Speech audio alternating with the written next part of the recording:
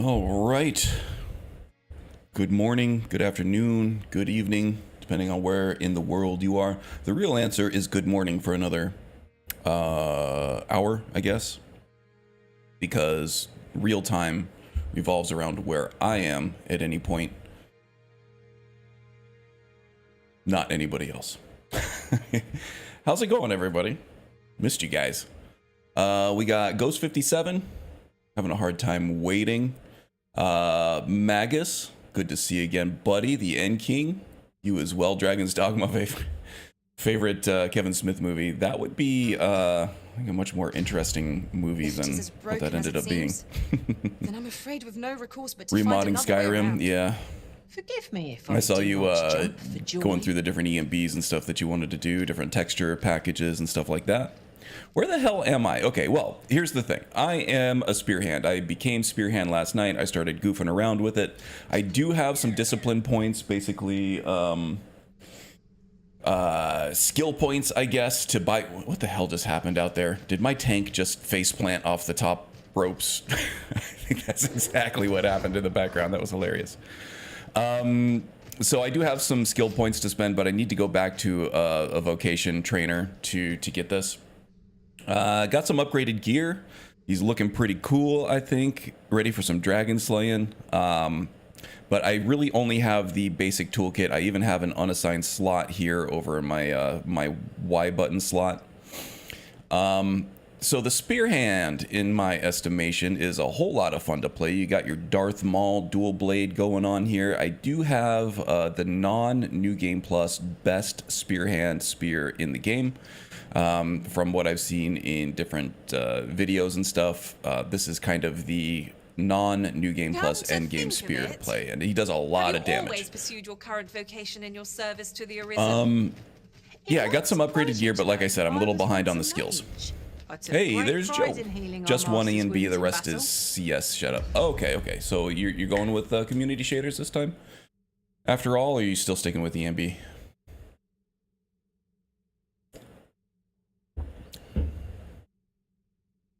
Oh, no. This would Skyrim probably got it from this. I doubt that they would have been able to lift this out of Skyrim, unless you know, the Dragon's Dogma 1 had the lantern models that then Skyrim used, and then this one's just an updated model of it. But yeah, usually first person or first party companies are not allowed to just take stuff from mods unless they own the platform that modders are using. Like BGS, they're well within their rights to use modders' work if they want to. It's their game that modders are contributing to. It's just they are opting to pay people for it with the CC or whatever. I shan't allow any further harm to come to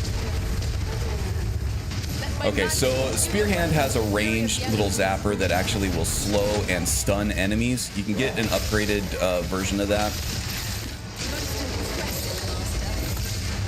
So we do a lot of attacks really quickly here. We get this kind of, this is our ultimate attack, which I did already unlock well before I started using the class properly.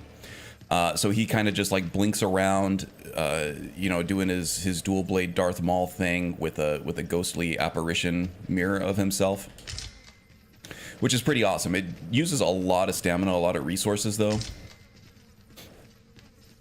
Isn't this a Capcom game? I don't think they... No, yeah, they wouldn't. Capcom is too big of a company to just be able to yoink stuff from Bethesda like that. And this game got enough negative press as it was in the beginning that, yeah, if they were stealing resources, they would have been caught. Most likely, it's the modding that takes stuff from other games. Asps attack with fell venom. Flame as it weakens. Okay, so I also have this, which is it's a seeking missile, sort of. They kind of, these little blue orbs hover around me until they can find a place to shoot. Now those, I can actually spawn them while I'm attacking. They're pretty instant, even though they do hover around. They do spawn pretty instantly.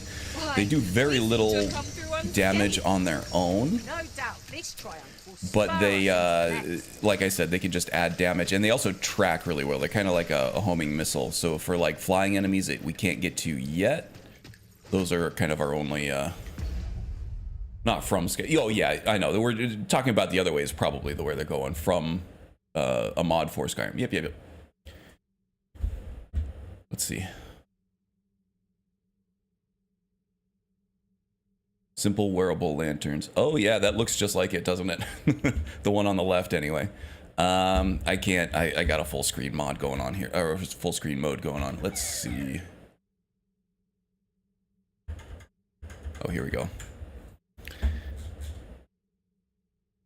Yeah, this one right here. That's no doubt where they took it from. Let's see if they actually, yeah, here we go. Inspired by Dragon's Dogma. So they might have not just lifted it, but copied it maybe. If it's all freehand, if they say inspired by, that's usually mean they kind of just, they made the custom model, but they wanted to make it look like Dragon's Dogma. I don't know. It's kind of shady if they did just lift and shift it, if they're using the same model from the game and then just say it's inspired by it. But yeah, these are obviously from other games here. At least they're calling them out. James, welcome, buddy. Who else we got in here? Yeah.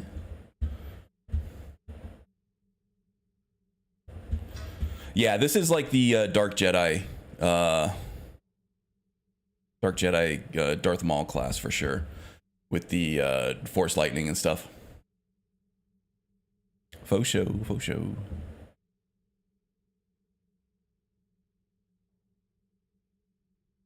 Here's my original character, Superman from Planet Crypto, inspired loosely by Superman. Oh, good stuff. So yeah, we got the range thing, which I'm going to upgrade. This little range thing is a big part of the class. It's gonna slow all kinds of monsters, gonna stun smaller monsters, gonna slow bigger monsters, and it's gonna provide us a lot of crowd control for actually getting in there with this, because we lack a lot of defense. We don't have any real defensive options in our basic kit. We don't have any kind of like dodge. We don't have a block. So we're really heavily relying on our tanks and our healers right now. As far as augments, I also do have the subtlety augment from the thief class. And this decreases the likelihood of being targeted by foes. So this is supposed to be like a sort of like a sneak perk that I unlocked from the thief vocation itself. I'm just using it in Spearhand, which is kind of how the build craft in this game works. Grind up all the other subclasses, all the other vocations, and then you get their augments that you can use in other ones. And then you can start to customize your stuff accordingly. Eventually, we're going to get a spell that we can use that'll give us like a shield bubble on us. It'll make us basically invincible for 10 seconds at the cost of a lot of stamina. But that will be our main defensive option, as well as a skill that works as kind of like a counter, where you teleport yourself up into the sky and then bring the spear down like in a driving downward motion on your enemy. So if you can time it just right, you can dodge an enemy's attack and then come down on them with a counter attack. And that can also be used on like dragons and larger enemies to mount the top of them as well, and then damage them from there. Where the hell are we right now? We are in well, we're pretty close. We're between the Rest Town checkpoint and Harv over here. Let's see, I did unlock a lot more of the map this week. I put another 30 to 40 hours into it this week. This is pretty much the only game I've been playing this week, even though I have been writing up the Thief build guide script. Haven't started recording that yet, but I am putting a lot of work into writing the script for it. So pretty much every area of the map is available to me. I have a built-in port crystal here that I can fast travel to get into the desert area. And then I have a portable port crystal here in the volcanic island area So it's kind of like an Iceland, but more, actually kind of more like Solstheim, I would say, area. This is like the end game, like highest level area of the game, at least on the overworld map. I think there are some like underground and like some hidden areas, like maybe up in here, that have like a lot of undead and stuff in them that that could be like higher level enemies for like grinding and farming, crafting materials for higher level gear. But haven't gotten there yet. Still a lot of exploring to do in this game. A lot of gameplay to unlock yet. I also did unlock the Warfarer. I have all of the classes unlocked now, so I haven't grinded through all of them yet. I'm just focused on the Spearhand now. Warfare is a good one because it allows you to use spells from any, or skills from any class. It's kind of a subset of the skills that you're actually able to use, but you're allowed to equip any of the gear and use a lot of the skills from each different class. And that's how you can start piecing together like a custom class. So I'm looking forward to getting into that too. Come to think of it, different Did I masters actually favor hear different Karn say lords. no dodge here? One Yeah. whom I served The Thief preferred to has a have really good Easterns dodge for that I was allies. using a lot. Be sure But to keep that in mind. yeah, the Warrior has a good block, or I'm sorry, the Fighter has a good block skill. The Warrior has like a parry skill that you can use. The Thief has a Pray keep your wits dodge. about you. We'd need The you to go barging in. the spellcasters, sorcerers, and mages, they don't really have, they have healing, and they'll have like shield spells that they can give you, but other than that, they really need a tank. Everything else has kind of like these defensive options.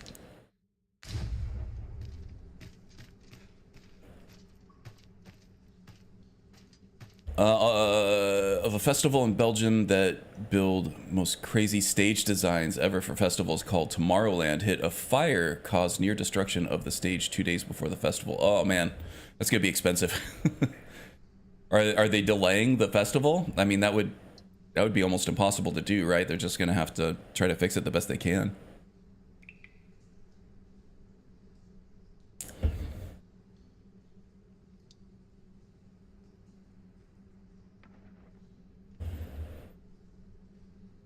Picking away at a new loadout, huh? You keep an Einarath in order, or are you doing this in a separate profile or something?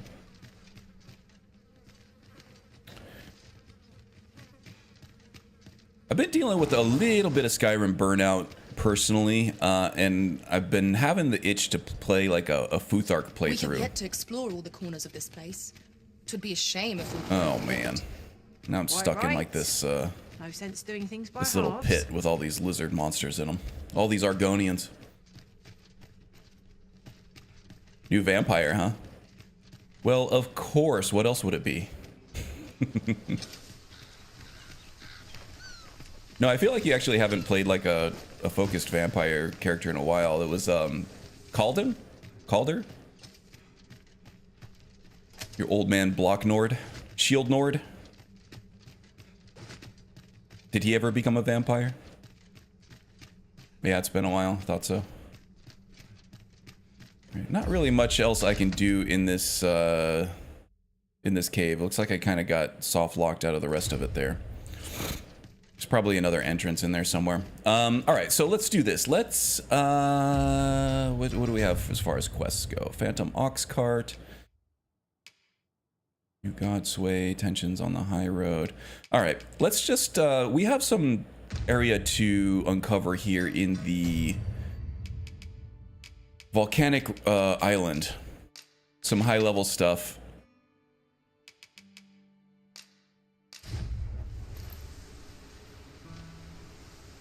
Ah, crap. Let's go back to the Cant site. I'm pretty sure I can use it from there. 75 meters long, height of 13 meters. You talking about my junk? Sounds about right. No, 700-man team built a stage with a little bit of help from Metallica that gave a lot of their touring equipment over to Tomorrowland and then discombobulated a non-schematic map and then built... Come to think of it, Sell out. look how many women we count among To be, our yeah, number. it looks great. And I've no objections. They put a lot of work into it. A lot of the gripes that people had when it came out, they've smoothed out. It's a pretty good game now. I would recommend. I would, just like any game, I'd say wait for it to go on sale. But this being a year old, you could probably get it for like half the price. It's a lot of fun. Not really in terms of like role playing and stuff like that, or having a character concept. Like a lot of us play Skyrim and then do like this long playthrough or whatever and tell this story. I wouldn't recommend it for something like that. But if you want to just get into like this medieval fantasy setting and play some really cool gameplay, every single class is unique and they're all really fun. There's a high skill ceiling on all of them, so there's a lot to grind, a lot to unlock. The open world is really fun to explore. There's a lot of nooks and crannies all over the place, and the combat gameplay is a lot of fun. So instead of like just following the story like a lot of us would a normal game, I'm just using the quest as just like a map marker on a screen to foot travel from point A to point B and then fight a bunch of stuff along the way. And then that's pretty much it. And then unlock new areas of the map. Yada yada yada. But yeah, the classes are all really good. Like I said, once you unlock the Warfarer class, you get to make a truly custom build. But it is very gameplay centric. I have not really liked the story much from what I played it. The quest structure is kind of, you know, blah. It's kind of boring. Kind of drags a little bit. The dialogue in it, I think I mentioned this last week, it's like having a friend that is a Ren Fair or Renaissance Festival LARPer that just won't ever turn it off. That's kind of what it feels like. No, don't spend $70 on it. I honestly don't spend $70 on any game, but this one will go on sale between now and the end of the year, and you know, forever forward, I'm sure. Once the games get kind of long in the tooth like this, you know, after about a year, then they start going on sale more frequently, so that they try to, you know, just squeeze every little penny they can out of the market.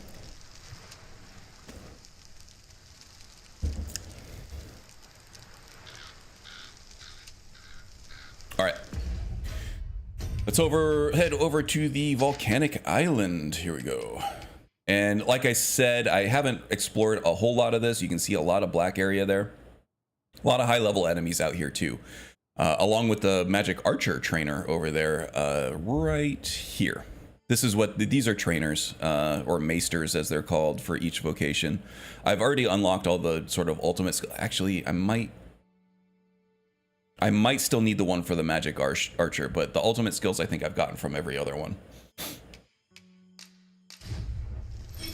Here we go. Now it's glowing.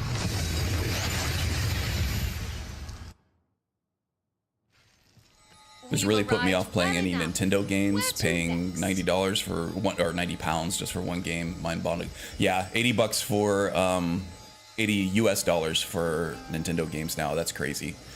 I'm curious to see the backlash on that, because games have gone up in price really quickly. The inflation on new game prices has been crazy.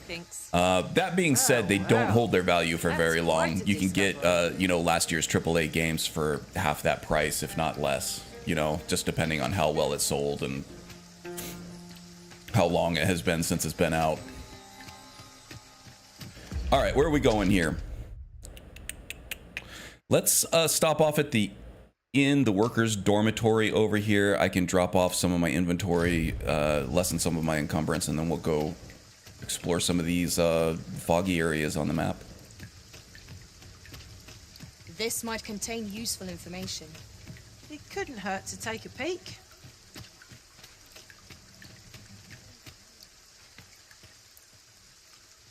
No game should be more than $50. Yeah, I mean, the problem is it's a direct result of how much it costs to create games, right? Planning to stay the night? The price of games have like doubled over the last 5 years or so, because the cost of games, the cost to make games have done that.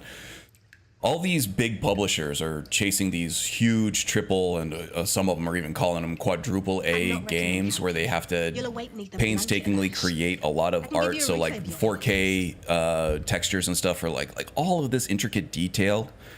This takes a lot of time for an artist to make, and so you need these huge teams of digital artists to make these, and everybody loves hearing that the AI takeover, but AI is going to help with this stuff as far as like the time it takes to create these things and how much it costs.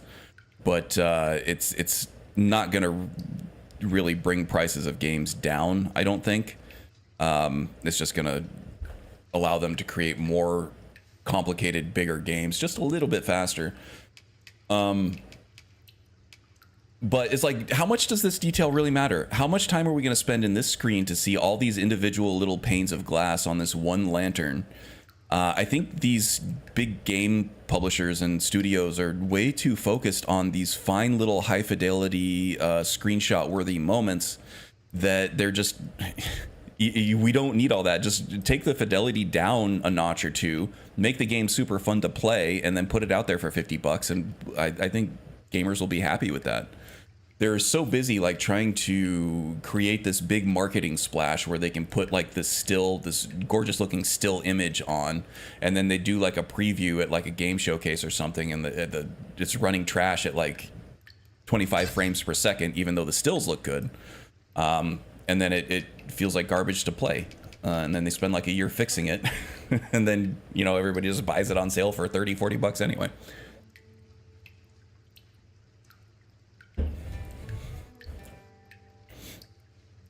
I don't think, because I would say most publishers and their staffs, well, development studios in particular, they're getting older. So a lot of them are helmed by industry veterans right now. It's really hard for newer generations to break into that industry.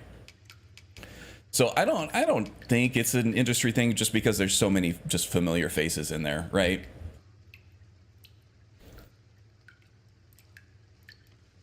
I'm going to question this, though. Baldur's Gate cost $42 and was super detailed for a general game and a very long story. God, you're getting your money's worth. Yeah, for sure. The problem is I didn't enjoy Baldur's Gate 3 as much as I wanted to. I just didn't. I need like fun gameplay. I might get back into it at some point, but...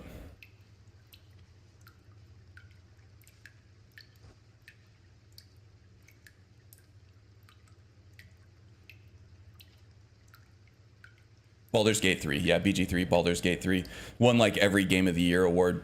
That game was actually in development for, I don't know, like 10 years, 12 years, right? Oh shit, something just happened outside. Somebody killed something, and I'm leveling up for it.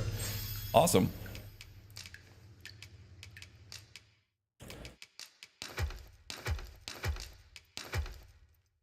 We'll keep the aged beef. That will buff us up even more.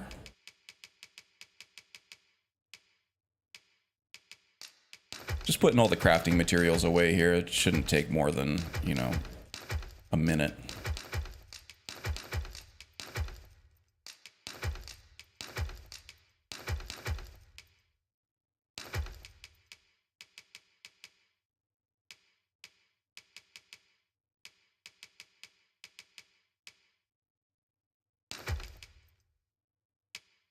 Okay, do the followers have anything? Doesn't look like it. I am missing a follower. I'm missing my tank. Where did my tank go? Maybe she's the one out fighting everything. Okay, nice. We do have a vocation guild here too. Okay. There's a lot of flavor spelling on the skills for the Spearhand for whatever reason. This Spearhand vocation was created by a former Arisen by the name of Sigurd, S-I-G-U-R-D. So a lot of these techniques and stuff were made particularly by him, and I feel like he came from like a different area of this world. He's got kind of like an exotic flair to him in a lot of different ways, like his armor, the way he fights, the way he talks and stuff like that is just, it's different than everybody else. So I think they just have some flavor spelling here, like dragon stab. This is obviously dragon stab, right? But it's spelled all kinds of funky. This is the only vocation that has stuff like this. So we're going to upgrade this. This is our big lunging attack. This gets us around the battlefield a lot quicker. This can also be used to dash us out of trouble. This can be used as like a dash, right? Not really a dodge because it doesn't have any iframes, but it'll get us out of trouble. Searching storm. This is the little heat-seeking orbs that I can spawn around me. This doubles up the amount. I don't really think I need to spend my points on that though. Humble offering. Oh ho ho! Now we got a force push for all you Jedi fans out there too. This is a telekinesis spell that actually can be used on staggered bodies too. This looks like a lot of fun. Definitely acquiring this, and I'm going to be equipping it up there. Upgrading that. Okay, here's the shield spell. This will shield both me and the party. So I'm definitely taking this, and I am going to equip it over the heat-seeking orbs here. All right, now I got a choice to make here. Do I want to... This is that counter one. This is kind of the one I've been waiting for this whole time.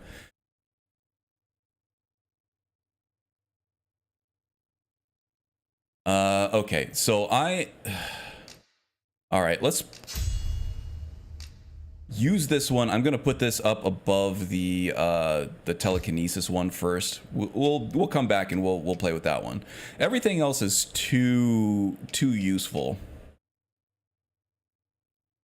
So this is a touch. I think actually you get some more range on this than just touch, but this actually leeches stamina, which is like your resource meter for using like special skills and things like that. This actually leeches it from an enemy. This is great because a lot of this stuff uses a lot of stamina, but I do have a mage in my party that has the mage's ultimate skill, which casts a huge bubble that basically gives you infinite stamina. So I don't really need something like this just yet with my current party. So I think we're good. These are all just passives. There's no reason not to just use all of these all the same. So, okay, disperses forbidding bolt after it has been unleashed, ensnaring hostile targets in the vicinity and preventing them from moving. Targets struck directly are restrained for longer. Press RB, the instant forbidding bolt connects with a foe. Okay.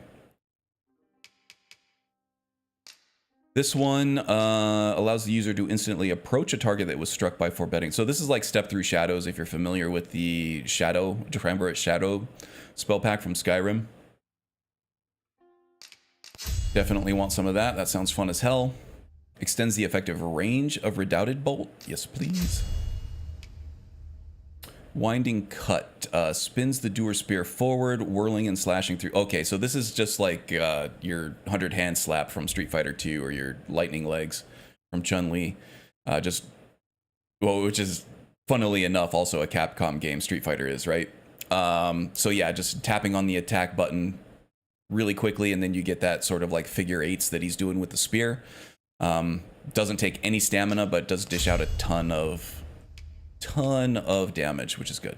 Hastens movement speed while carrying or lifting. I'll acquire that just in case I need it for another class, but I don't think I'm going to be using that for this one. Increases gold obtained when acquiring coin pouches. I have 400 or 40,000 gold right now. I had 200,000 before I started buying gear. Oh, no, this is discipline points. So I'll buy this, but I don't need the gold. I think I have like 200,000 gold.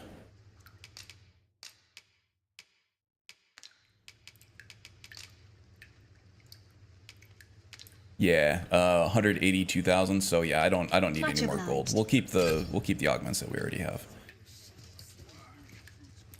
What you guys doing? Okay.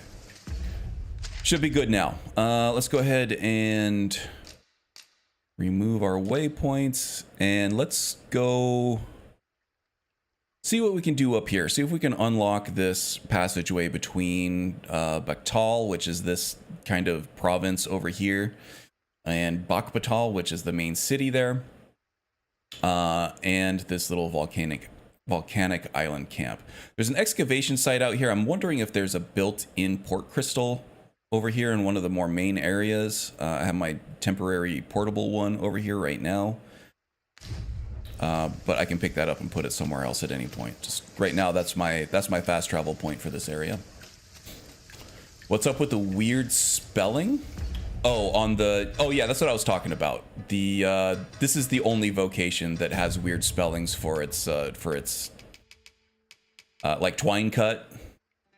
is spelled weird. Magic cut. Yeah, so this vocation, this fighting style was created by a guy that was not from this area. So he's like kind of like an ESL, English as a second language kind of guy for this area. So that's what I'm thinking. They're kind of bringing like an exotic flair to a lot of this stuff, making it seem more unique because it's a fighting style that was not known to the lands until he sort of invented it, brought it with him. Yeah, it's the only vocation that has the weird spellings like that. I'm unsure how best. Aged beef is such an ominous name. Imagine seeing a package of that at the super. Yeah, no. So the progression for so you get like this this meat that you find just on different corpses and chests and things like that, and it's there's a progression, right? When you get fresh meat off of a beast, off of some like monster or something, it's like a scrag of beast, or it's like different cuts of beast that, and you can fry that up at a campsite and eat it. There's a progression, so it starts off as fresh, and that'll give you like say a +2 to all of your attributes for like the next 24 hours or so. And then if you wait like a day, it becomes aged scrag of beef. It becomes aged beast, and that will give you like a +3 or +4. So once it gets aged, it's better for you. But if you wait just a little bit longer, it becomes rotten, and then that stuff will poison you. That'll poison your whole party. So the trick is to like let it age a little bit, and then it'll be really good. But then if you let it age too much, then it'll be really bad for you. You think it would have been better doing the entire game like that? Yeah, adding some flavor. I feel like they got enough flavor. Yeah, one of my complaints about this is that the dialogue in this game is all Ren Fair, old-timey stuff, and it gets tiresome after a while, so I don't know. Maybe it would definitely have fit a little better, maybe, but cool little piece of flavor, I guess. Let's see. We want to go... Can we go out to the north? That's where we want to go. Explore this area out here. Is this place bereft of beasts and living monsters? Everyone has their own reasons for this battle, but knowing that doesn't make any reason Yeah. to join the fray. Getting zapped by a landmine here. Try out some of the new stuff here. Let my magic squad you in an elemental boon. All right, so now I'm getting this bolt charged up here. Let's see if I can unleash it on. Yeah, here we go. Zip zapping them. Okay, so I already have like a very strong idea of a Spearhand inspired class in Skyrim. Okay, now I got that infinite. You got these rock scale lizard folk. So my mage actually cast that infinite stamina bubble on top of everyone. Oh my god, get off of me. I'm getting stun locked over here. And that's already run out.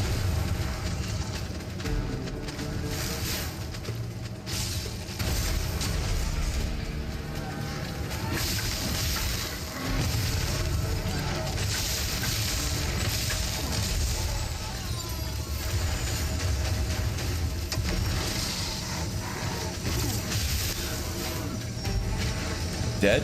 Are we good? Tremendous work. Our combined might is beyond any fight. Yeah, this big golden glowing aura that gives me like super stamina regen. So I was trying to use this skill. This is my kind of ultimate skill. It dishes out a lot of damage, but you can see how much stamina it's taken up at the bottom of the screen here.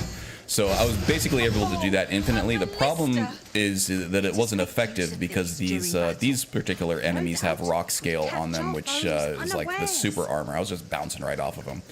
Those ones you have to target their tail specifically, and that's not something that skill was able to do. So instead I switched to this paralyzing bolt here.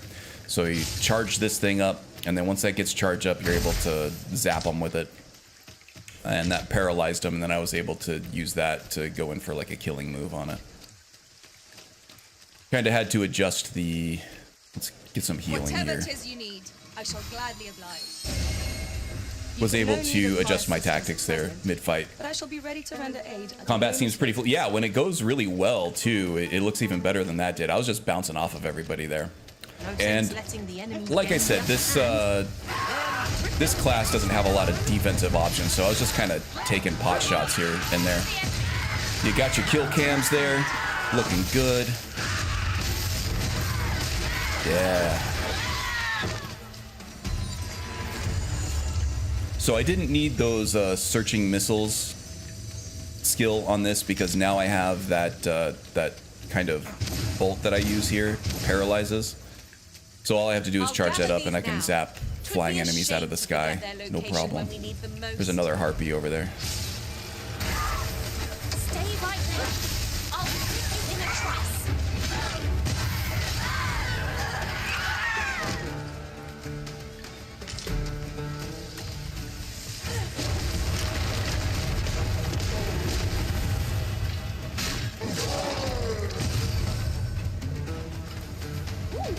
I can't wait to find out. There's another one up there.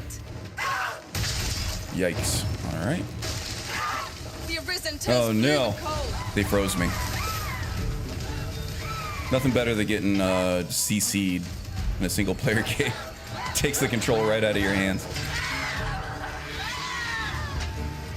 God, so much screaming. It's like watching a Real Housewives episode. Any of you have to do that? Ah, swing and a miss. All right, well, whatever. Let's charge up that bolt.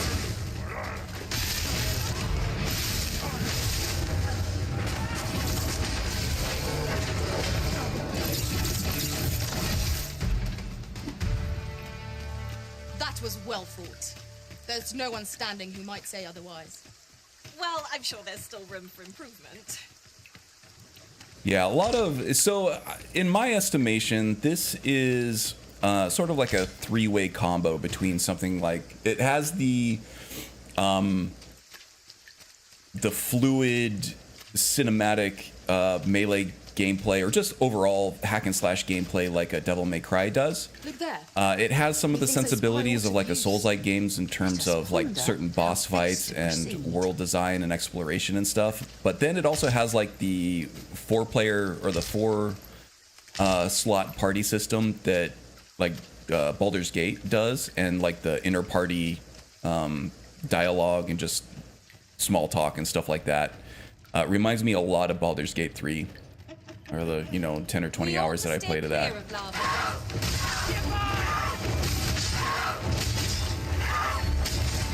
Fall back, and I will heal you with my magic. Wait a minute.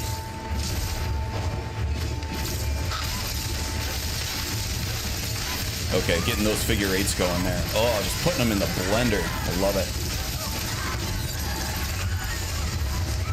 And follow it up with a big shot.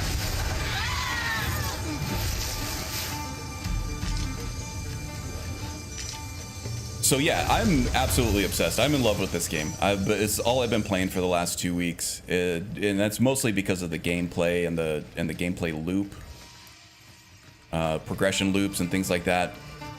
It's a lot of fun, and I think it's because it takes a lot of those different elements from those different games that I was talking about. And those are kind of like my favorite parts of those games, and combines them together in a really fun and compelling way. Okay.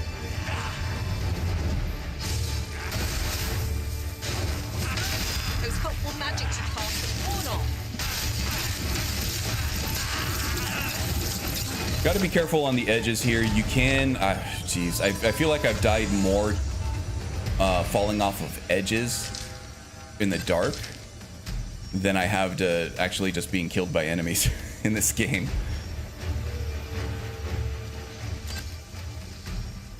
Yeah, that lightning wave, that is actually, that doesn't take any stamina either. So we have our basic attack here. This doesn't take any stamina, and there's kind of like a progression of attacks that happen there. If I go faster than that, that's when I get this like figure eight blender. That does massive damage, and it's still not taking up any stamina. This one that does the lightning attack wave, that's just a 2 attack progression. and it doesn't take any stamina. It does add like a ranged portion to it that I can knock down flying enemies with. But also, if you do it at melee range and the character is either grounded or stunned in some way, it'll trigger one of those killing blow moves, one of those kind of finisher moves. And you see me make use of those. Those do a lot of damage if you can get those to trigger. Kind of like a kill cam move in Skyrim, but it doesn't always kill them outright instantly. It'll just do a lot of damage if it's not going to finish them off. But it always looks cool when you can trigger it. So yeah, that's something I've been using a lot, is just that heavy attack. No stamina, has a lot of utility to it. Good stuff. I want to get to where I'm using this more effectively, because he kind of, this is like I said, this is that counter move where it is kind of like a invincibility iframe dodge, but you go up instead of, you know, to the side or whatever. And it also incorporates a counter attack into it when you come down with that stabbing spear move. And it does a good amount of damage, and it looks really cool when you can pull it off. We need to find a campfire out here. There's got to be one close.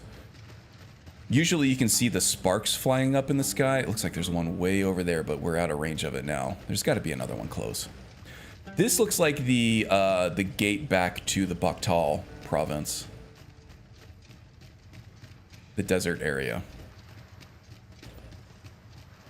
So if we can unlock that, it looks like we got another one of those. This one does not look like a rock scale one, so we should just be able to destroy this guy. He does not know we're even here yet. Okay.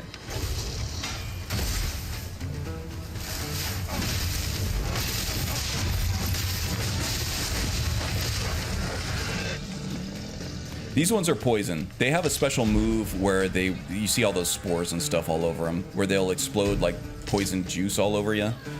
And poison in this game is really deadly. Really? Did you want to waste that just now?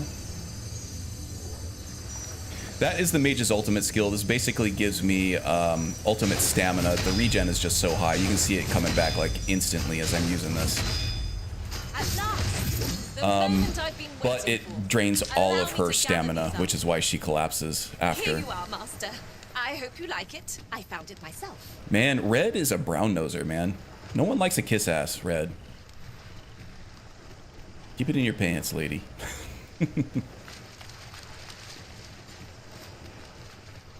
Okay, we got more of these guys here. Let's just go ahead and start hacking these guys up. Keep an eye on our stamina bar, because that is gonna go quick. Let my magic imbue your weapon with the fury of the elements. Now, if you go too deep in the water, you get eaten by what's called the brine. I think I showed this off last week too. You can really lose, because the AI in this game is not great in terms of the NPCs like trying to decide what to do.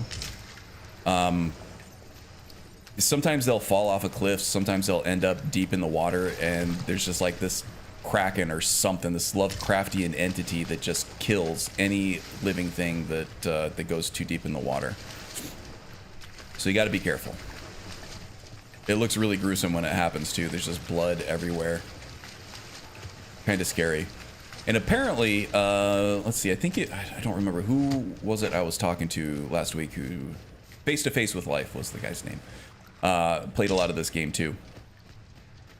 Was saying that they never really explained the brine, like it was just some deep dark secret that they all just kind of accepted what was real, and we both kind of agreed that that was cool.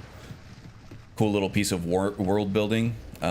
Just the fact that they didn't explain it, which is kind of counterintuitive, but just made it that much scarier. I guess that there is, if you get the quote-unquote good ending in this game, which there are multiple endings that you can get, and there's a new game plus, so you get to start over and try again to get the ending that you want. It explains everything. It comes out and tells you exactly what everything is and why it is that way. So I think we're back in the Bakhtali area. Oh no, we're still on the sort of bridge between the two now, which is fine. Let's see what's over here. Still would really love a camp area. Oh, I see ya. You'll not live to regret this. Must admit that it feels wonderful to trust through. Oh, so sick. There is a little bit of a learning curve to a lot of these vocations, but once you put all the pieces together, you can do some really cool stuff. I was watching YouTube a little bit yesterday and just watching people play like different vocations. You can solo in this game too. You can just, I don't know if you have to just kill all of your party and not respawn them, or if there's a way to explicitly dismiss each one of these pawns, but you can play solo. So I was watching like high level, high skill solos of different vocations in this game, and they all look super cool. And like I said, they're all like high skill ceilings, so you can get really good at this game and do some really cool stuff.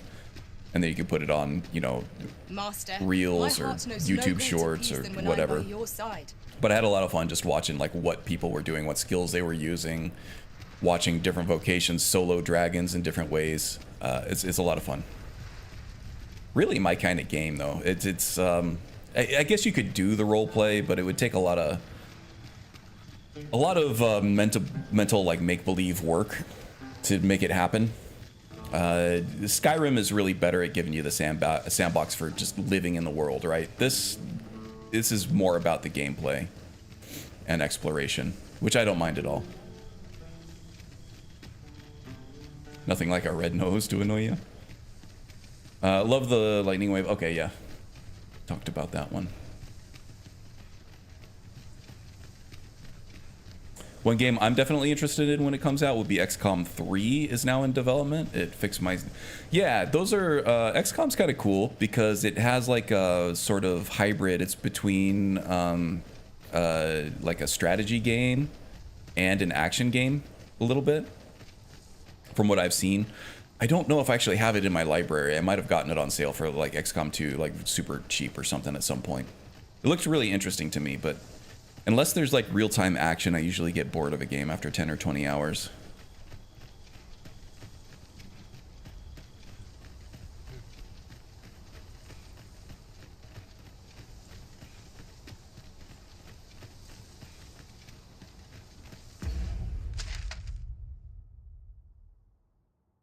Okay, nice.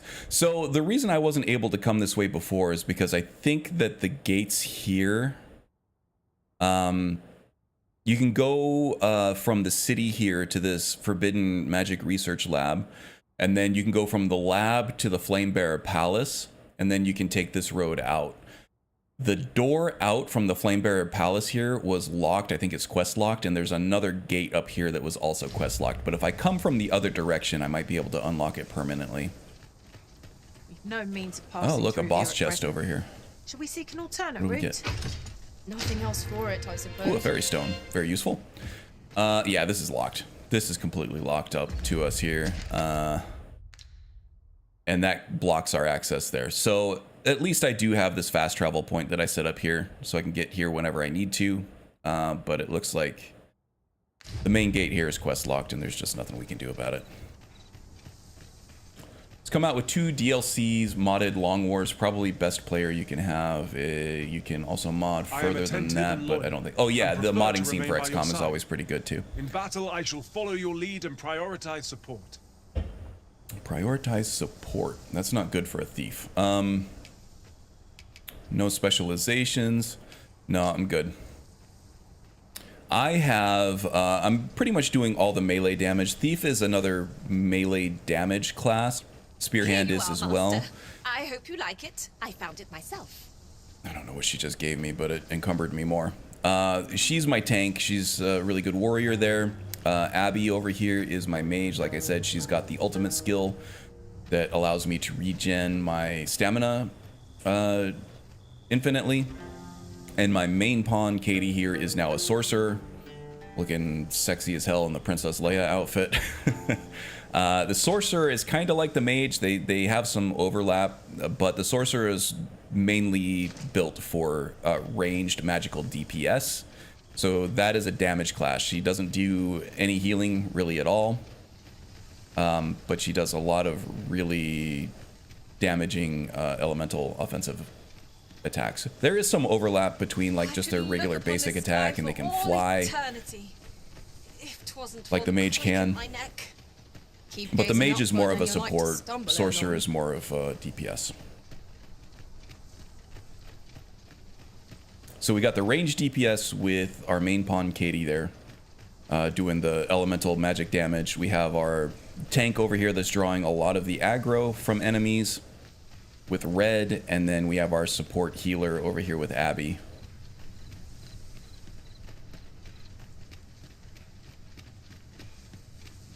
And that's a pretty good setup. That's really well balanced. This is usually what you go for. There are useful ingredients. You want a tank, gathered you want a here, couple I'll of wager. DPS, and then you want Pick some now support. and use them when the need arises.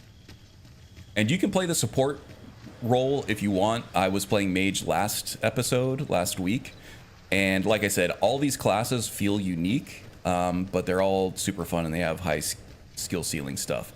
The mage is no different. I usually don't like playing support classes in single player games, especially because it kind of feels like you're not the center of attention. But I was still having a lot of fun playing the mage last week. Not this much fun though. Spearhand is like way more fun. Done sorcerer only in Dragon's Dogma 2, and it's a great challenge doing that. Only class, it's very much brunt over health. Yeah, are you talking about everybody as a sorcerer, or are you soloing as a sorcerer? Where you have just all 4 sorcerers? That would be really fun to see, actually, with all the different elemental effects going off all over the place.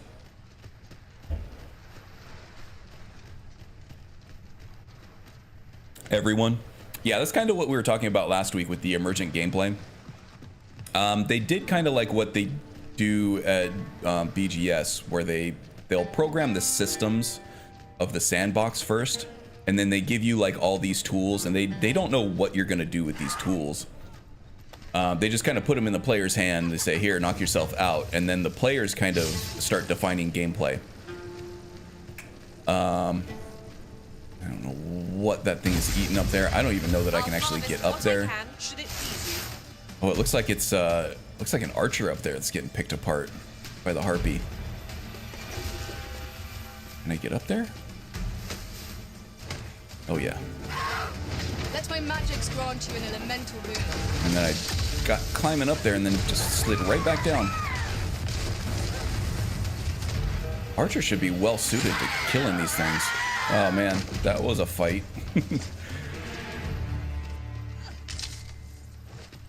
You okay? Oh, she got poisoned. Well, best of luck to you. Still need to find a campfire somewhere.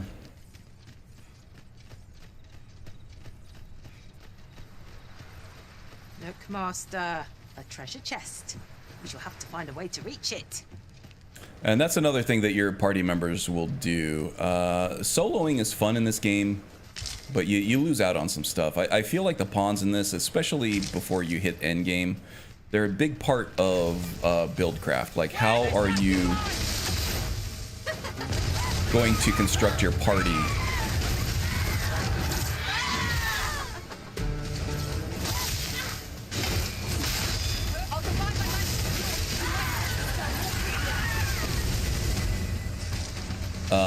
In order to support itself, and that to me is a lot like character building. You're just spreading it out from one character amongst 4, and there's a lot of complexity, a lot of synergy and stuff that goes into that you miss out on if you're just playing a solo Arisen.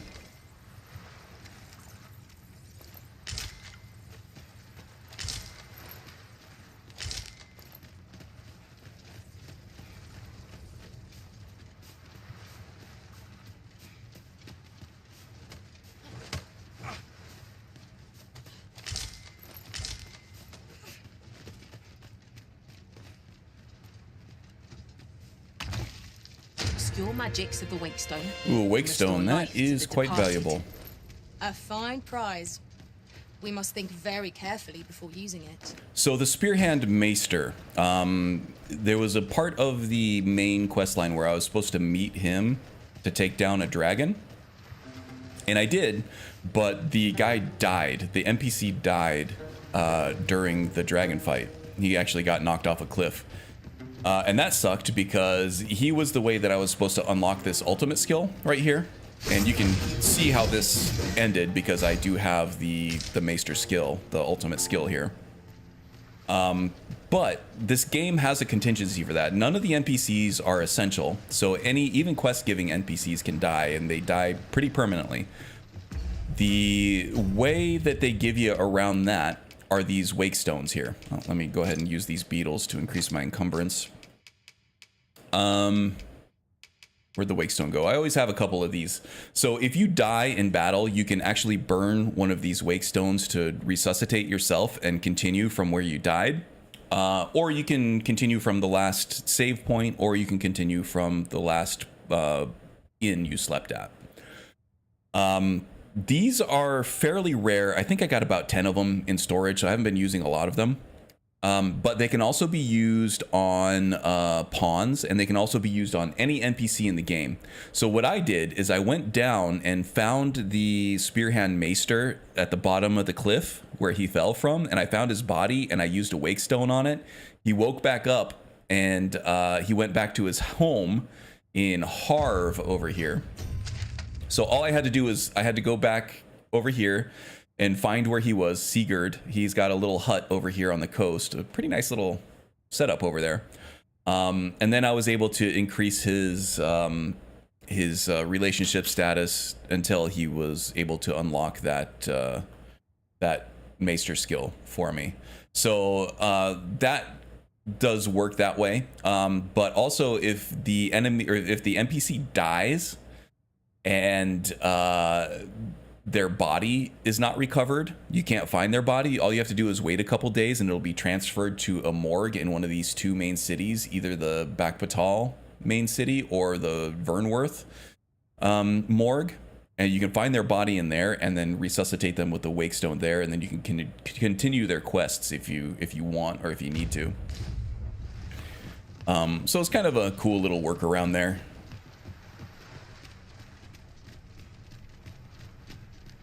I see a campfire over there. That's what I'm looking for.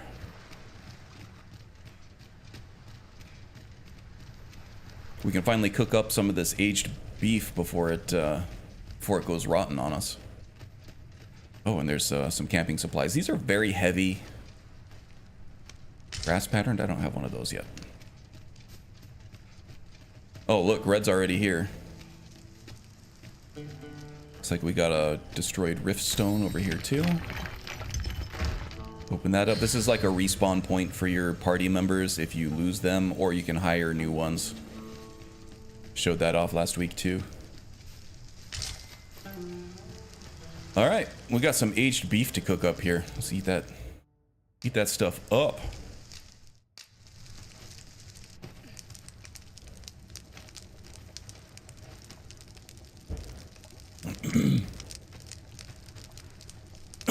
Excuse me. Oh, I got 2 aged pieces of beef there too. Man, that looks good. Makes me want steak. I actually have some steak in the fridge. I might heat that up tonight. Oh, I'm all for swapping stories, but perhaps another night? I can scarce You can build keep my up eyes relationship open. status with I know pawns by precisely doing when small talk with them. Needed, Master. You'll never fall in battle so long as I'm around. It takes a long Lots time, of but story to share. does increase slightly. Also, high-fiving them after a fight. Pizza tonight for you? I've had pizza like twice this week, so I'm like a little burnout on pizza. Our adventure continues. Off we go then. Ready to forge on? But normally, I'm all for the pizza, you know? Who doesn't love pizza? All right, so let's continue down the coastline. We're going to turn around. We're going to keep the ocean to our left, and then we're going to just see what we see, huh? We'll never get anywhere if all we do is rest. Well, Let us return once we've that's why grown we're leaving the tired of running. campsite. Sassafras. Yeah, some of your... Ooh, there's a dragon. Let's do a dragon fight. I'm ready. Let's make a hard save point here. It'll probably do an auto save on our way over to it, but...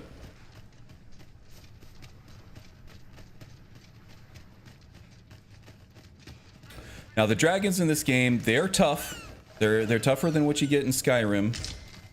But the rewards are pretty good, and I'll talk about those later.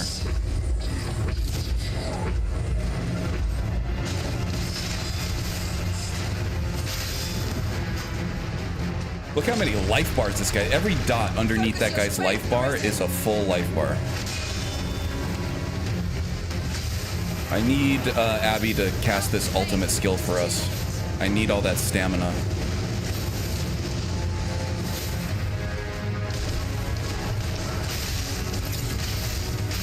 Let's use the protection of the shield to do some damage.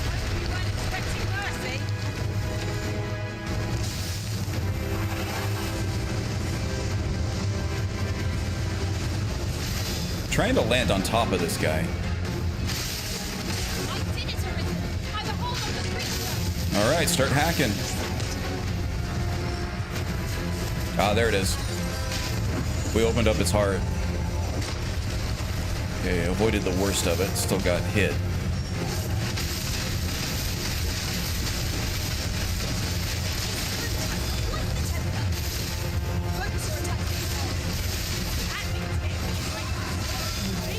Okay.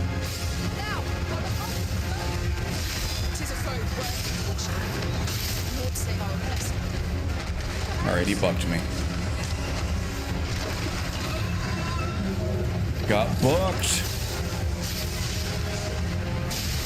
Let's put him in the blender. Oh, no, he's gonna stomp me. Damn it.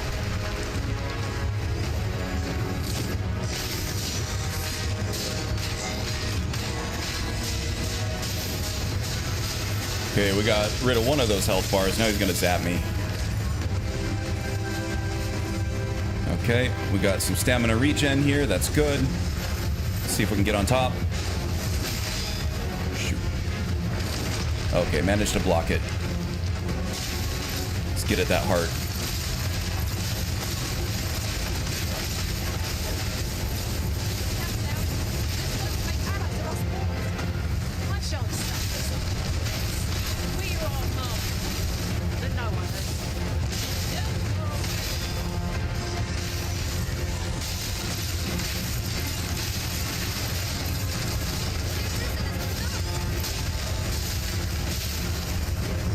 Numbed. Oh, he stomped me. All right.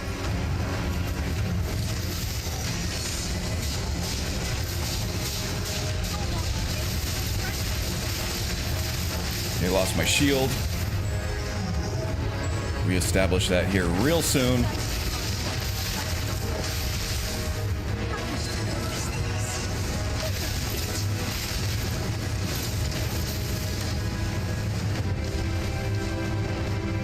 All right, ranged guys, knock that guy out of the sky, please. See if I can slow him here.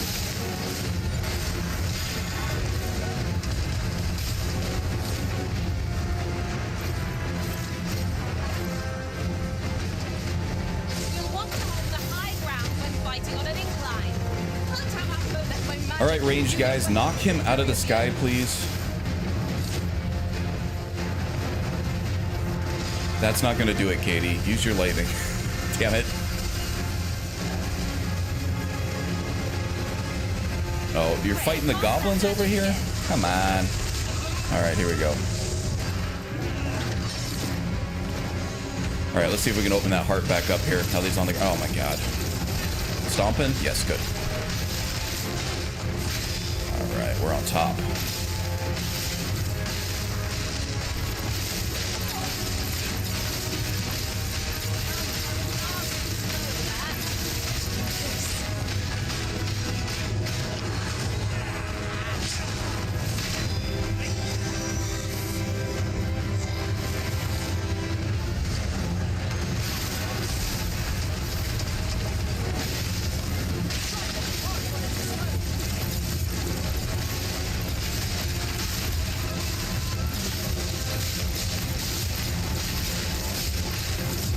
Put him in the blender. Another shield. Here we go.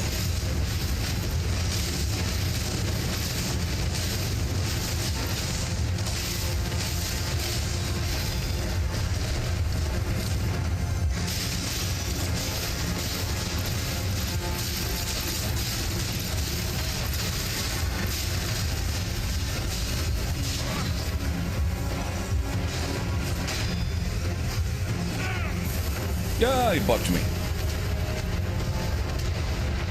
says, arisen, get bucked. And I did. I know, I see it. Sliding right down that hill again. Looks like I gotta take care of this rock scale guy again.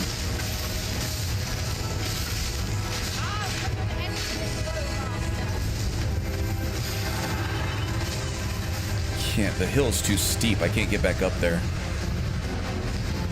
We'll find another way.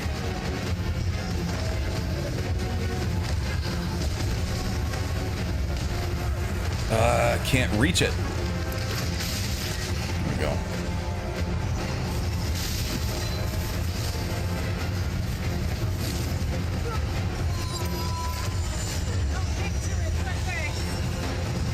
All right, Katie. You are the range damage dealer. Get on it.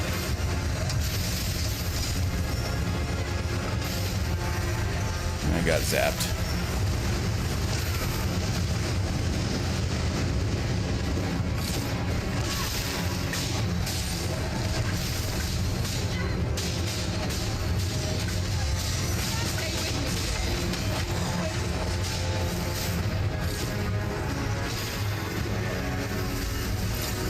He's dead. Okay, down to about 3 life bars here.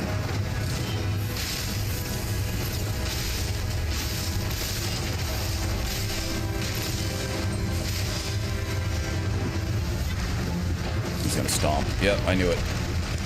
Got my shield out though, he just staggered me.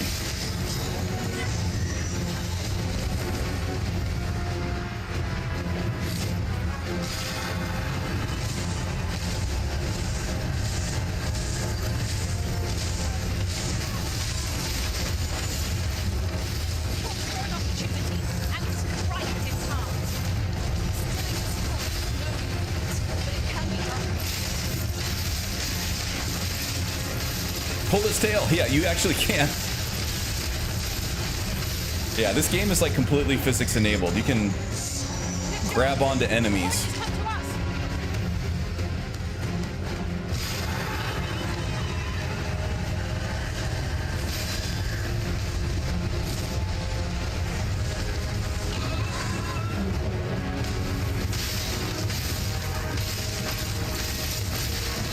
Want to get off of here. Not like that, though. Not like that.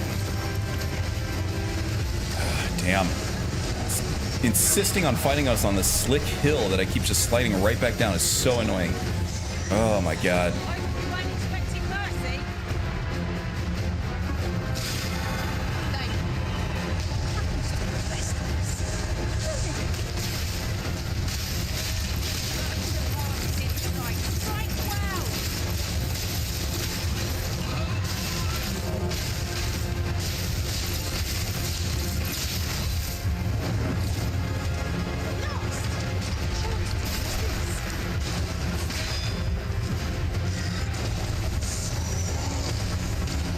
Getting bucked. Oh, now he's gonna get me. I gotta get that shield out. I didn't get it out in time. Crap, that hit like a truck. Somebody help me. Everybody's dead. No, get up. Oh, he sat on me. No, just go. I don't care if you slide. Shield. Everybody wake up. You wusses. Oh, it just killed everybody again? Come on.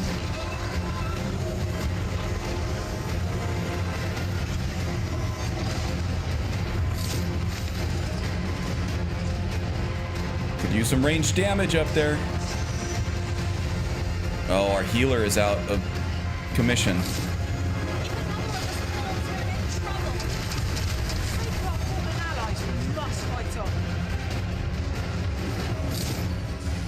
Yeah, I'm gonna go grab his tail. Couldn't reach it. Too high up. It's on the slidey part. There we go.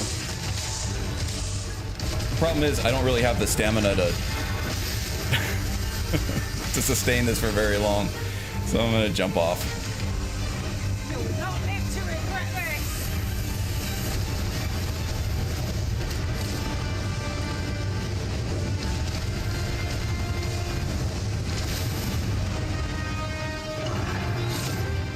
Hit him in the dick.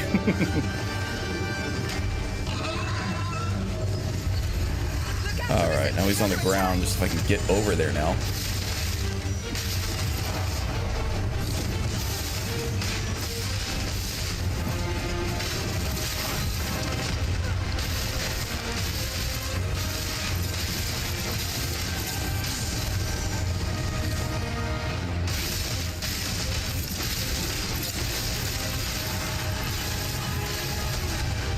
Oh, he got me right as that shield left. Pain in my ass. The very split second that that shield was gone, that's when he hit me.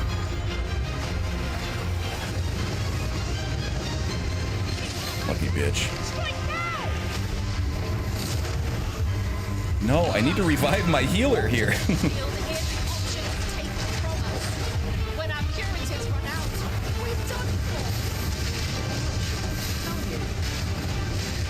Okay, got him down to 1 health bar at least. There we go. Put him in the blender.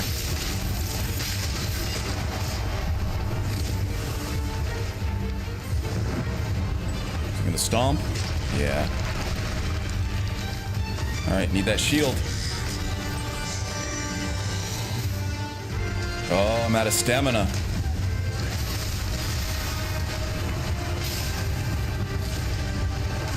Shield everybody up.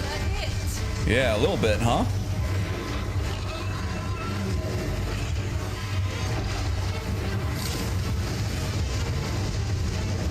Strategically taking out both my tank and my healer.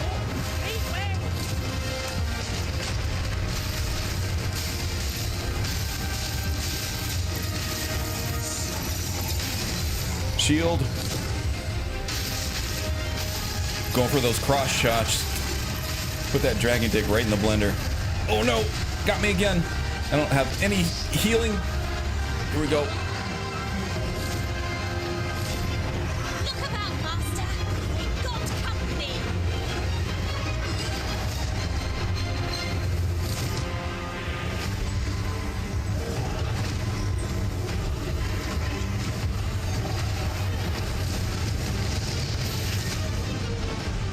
Still right on that slope.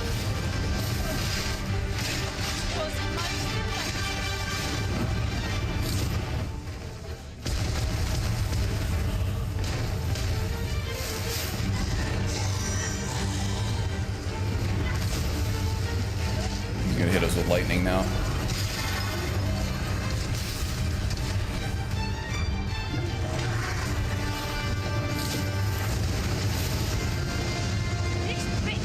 Why don't you come down and fight me like a man? Yeah, keep zapping him with lightning. Oh, he's going after the meteors again. Gotta make sure these shields are refreshed on everybody.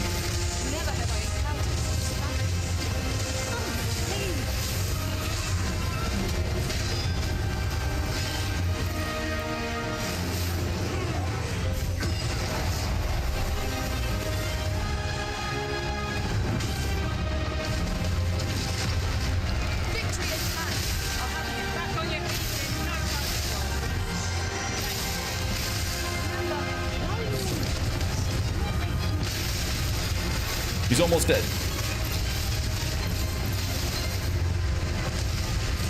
Yes, he's dead. All right, who needs help? Abby? My goodness. Hope you weren't expecting mercy. I'm saved. Thank you, Arisen. What are we still fighting? Oh, you? All right. Golf clap. That was tough, man.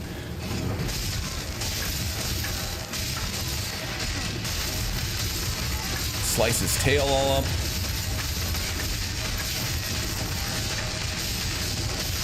This guy is tough. Little help here.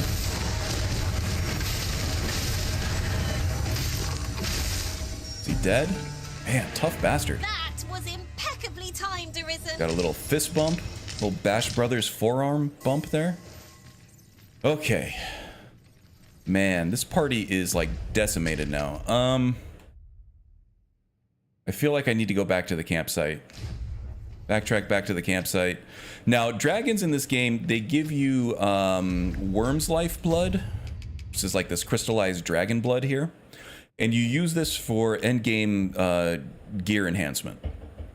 You get really powerful. You can either buy really powerful endgame equipment in New Game Plus, or you can use these to improve your, regular first game gear in very cool and powerful ways. Have you got any health left? Yeah, that's the thing. As you take damage in this game, your max health gets decreased too, until you go rest at an inn or a campsite. So that's why I'm hustling back to the campsite here. We're gonna rest there. We're gonna cook up the rest of the aged beef that we have. Don't think that the dragon will respawn after that, but if it does, we'll probably just try to avoid him. That was a lot. So yeah, our max health now is like a third of what it used to be because of all the damage we took. And we're also like out of every restorative potion that we had too. So we might have to head back to town for our next priority here. I might have known we'd camp here again. Making everybody hungry again. The Sorcery Meteor is one of the most powerful spells in the game, but I'm mainly a lightning user, but sometimes use it. Yeah, you can kind of switch in and out between spells, skills and stuff once you get to like either a campsite or an inn or a vocation trainer. Indeed. And it doesn't cost anything except that you're stuck with it until you can change it again. So it kind of really encourages experimentation with a bunch of different skills. These faces have grown mightily familiar. Yeah, we've been around the block with these folks a few times, haven't we?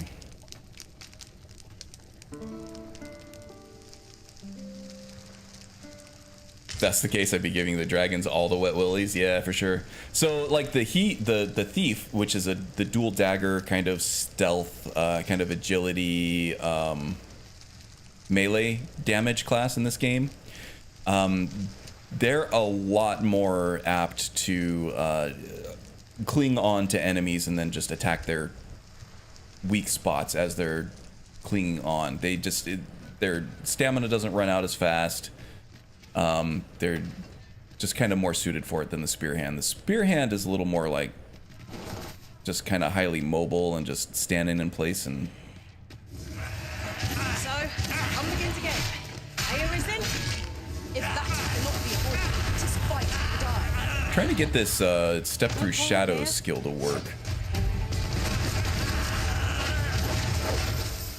Supposed to be able to hit the A button as soon as an enemy is hit by your bolt.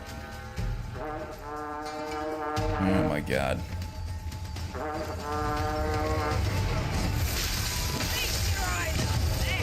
Yeah, take that, bud. Eat my spear from the top rope. All right, we gotta head back to town. I gotta get some more healing potions and stuff. So let's head left and then right. See what you mean about cooking meat. It's so funny. Someone thought that was what needed a cutscene for, and that it needed real video footage. I know, right?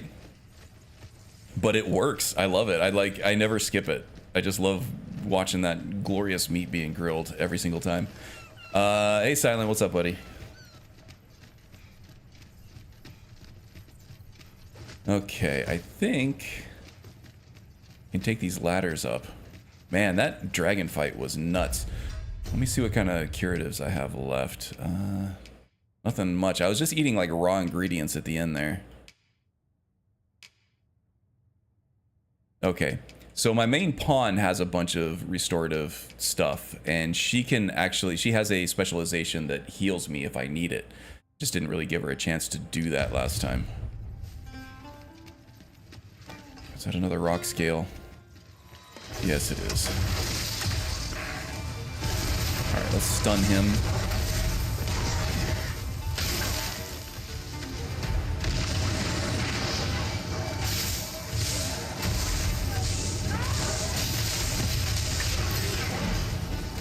killing shot. High five. Nice. I love that too. Just slapping skin after an awesome fight. It does, actually. It has a big-time Monster Hunter feel to it. Particularly with the lack of lock-on, I would say. Monster Hunter does do lock-on, but it's kind of just more of a camera centering than it is an actual lock-on.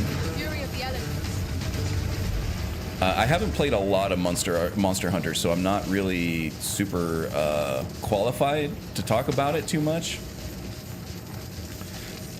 But particularly in like the boss fights and stuff, you do see a lot of similarities between this and Monster Hunter. Monster Hunter, I did play a little bit of Monster Hunter Rise when it came out for PC, and that was not the best representation of that game. I think people liked it better on Switch, even with the reduced performance. There were some graphical glitches in the PC one. They probably fixed it by now.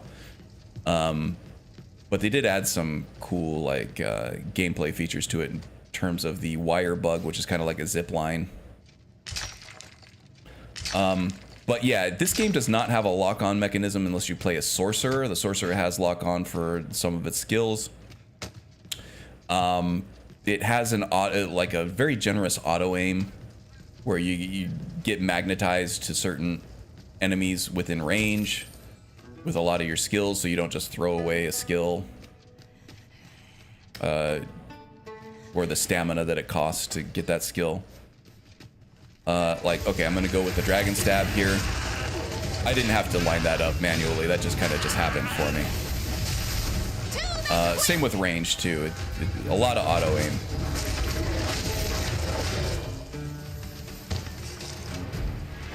But what it does have is a camera centering system. So if I like point way over to like the character's left and then I hit the right stick, it just recenters on where my character is focusing. That's kind of how Monster Hunter works too, is it instead of like refocusing where your character is pointing, it'll refocus on the monster. But it doesn't really lock your character onto the monster. It will recenter your character onto the monster.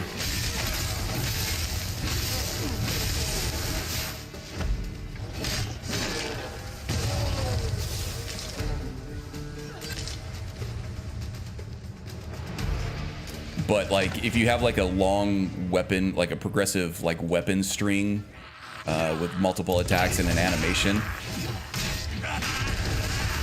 your character will continue to point the way that they're pointing, even if the oh shit. Okay, we're okay, I think. Oh my god. You have my protection. That happens a lot more than I care for. Nicely done. Can't get up there. Oh my god. How I'm gonna do this without dying?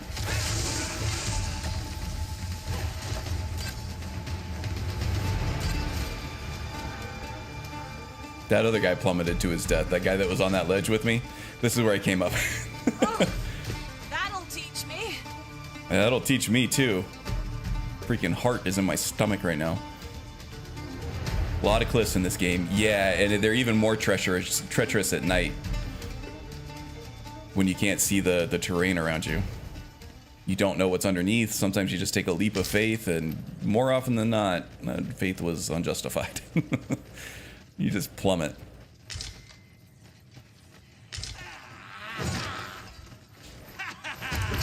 You weren't expecting mercy. Oh my god, that guy's cagey.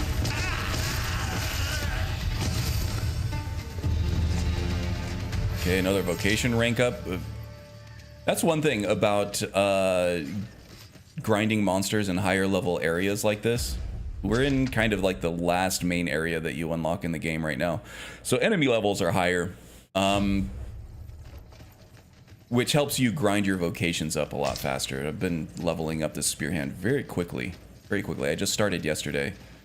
I'm already level 7, I think. I think I have 2 more ranks left. Lightning has electrified potential against these monsters.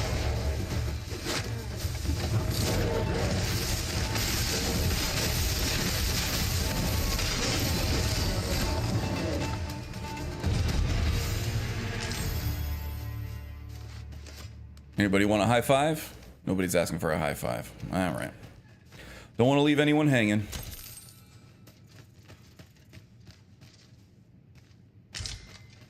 A lot of hidden loot and items to find throughout the... There is, yeah. The exploration is usually very well rewarded. Like, if I cared to, I could probably go climb around over on this little structure over here and find something worthwhile. Even just, like, regular restoratives and stuff. And, like, there's a chest right down there. That if I didn't just happen to look down there, I wouldn't have seen it. That's where the bulk of this gameplay loop is. It's not in doing the main quest because, honestly, the questing structure of this game kind of sucks. But I use the quests as just like, give me a point A to point B to travel to, and then let me just fight stuff on the way. Let me explore the world on the way.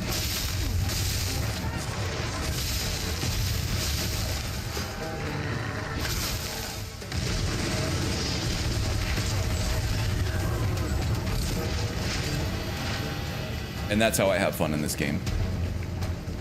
It's kind of like the real treasure was the friends we made along the way. Yeah, the real reward wasn't the experience you get for completing the quest. It was all the monsters and stuff you got to kill along the way in this game.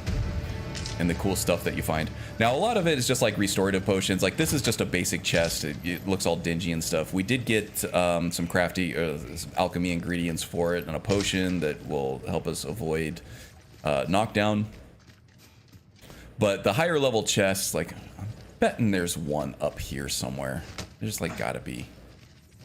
They can have like equipment. A lot of times it's an upgrade. Kind of, it's a lot like Elden Ring, I would say. If you've played a lot of Elden Ring, which I think you have. The world design is very similar to that, where like if you find a nook or cranny in the world map, go check it out. It's probably worthwhile. You might get a cool, chest. Unique item in there. See if we can't make our way over to it? You might get a really valuable restorative item, like a wake stone or a fairy stone, or a really high level potion. And your pawns will help you point those out too. A lot of them are like hidden in the landscape, and I'm not actually seeing. I see it on the map. See, so like in the mini map over here, I don't have my cursor, but I'm pointing right at it. In the mini map on the lower left, there is a chest. Oh no, I see it. It's kind of embedded in the rock wall over there. It's a basic chest. But I don't know how I would get over there. Probably need a mage. Oh, I know how I can get over there. All right, this is gonna get scary, but we're gonna try it. Yeah, that's how the Spearhand does it. Most classes have like a weird mobility skill like that. That it's not really meant for mobility, but you can use it as such. And that's where a lot of this emergent gameplay comes from, is you will unlock these skills that have like a sort of obvious use to them. And then you can use them for other things. I watch you lightning's fangs.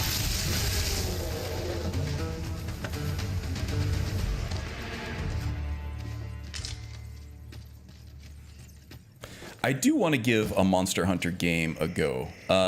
Monster Hunter Wilds right now is getting lambasted in the Steam reviews, but it was also like by far the best-selling game, the most successful game of this year. Like no other game is even close. It might be of use. So it's obviously good enough that people are buying it and playing it. I think player counts are still pretty high too. But performance issues have been like a real bane of that game, and they have yet to address it. They patch it every once in a while with some improved performance, but they haven't like quote unquote fixed it. This game had a lot of performance issues to start off with too, but they've seemed to have smoothed it out a lot in the last year or so. So they'll get to it. They just haven't gotten to it yet. I'm worn out. But people are real pissed about them. They're like getting, like the developers and stuff are getting like death threats. Which is not cool. Another rift stone over here. I'm just trying to get back to this encampment. The one before Wilds was Monster Hunter Rise. That's the one that I played. That one is not the greatest PC port. I played that for about 10 hours and then just decided I wanted to play more Skyrim, I think, which happens to be with a lot of new games, honestly. It happened with this one. I was playing my fighter class for a while and I was like, you know what? I want to do a warrior build in Skyrim, and I just abandoned Dragon's Dogma 2 for like a full year while I played my Skyrim warrior build. But now I'm back and I'm all in on this game. This game is amazing. Really good. I do have Monster Hunter Worlds in my library too, or I'm sorry, Monster Hunter World, singular, in my library too, and that's the one everybody loved. And I think that a lot of people that are not enjoying Wilds as much have been going back to Worlds. And nobody really had anything bad to say about Worlds from what I remember. So if I do pick up a Monster Hunter game, it'll probably be that one.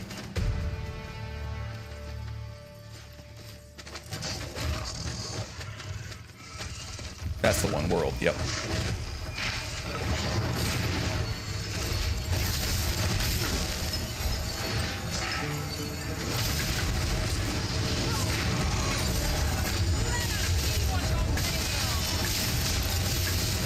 Chopping your tail.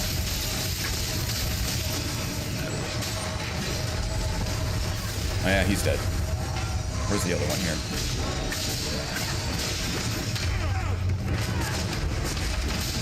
He's vulnerable. Let's get in there with a power strike. Yeah, buddy. Man, I'm having so much fun with this game. This game's awesome. Yeah, I got Monster Hunter World on sale for, I don't know, it must have been like 20 bucks, even less. Look, Arisen. On some kind of Steam sale or something. And it's just kind of sat in my library. I haven't played it. Do your combos produce lightning? No, that's my sorcerer. My sorcerer is giving me, or actually it might be my mage. My mage actually has lightning affinity spell, Abby here. And she can cast, basically giving us lightning damage, the whole party on our melee skills.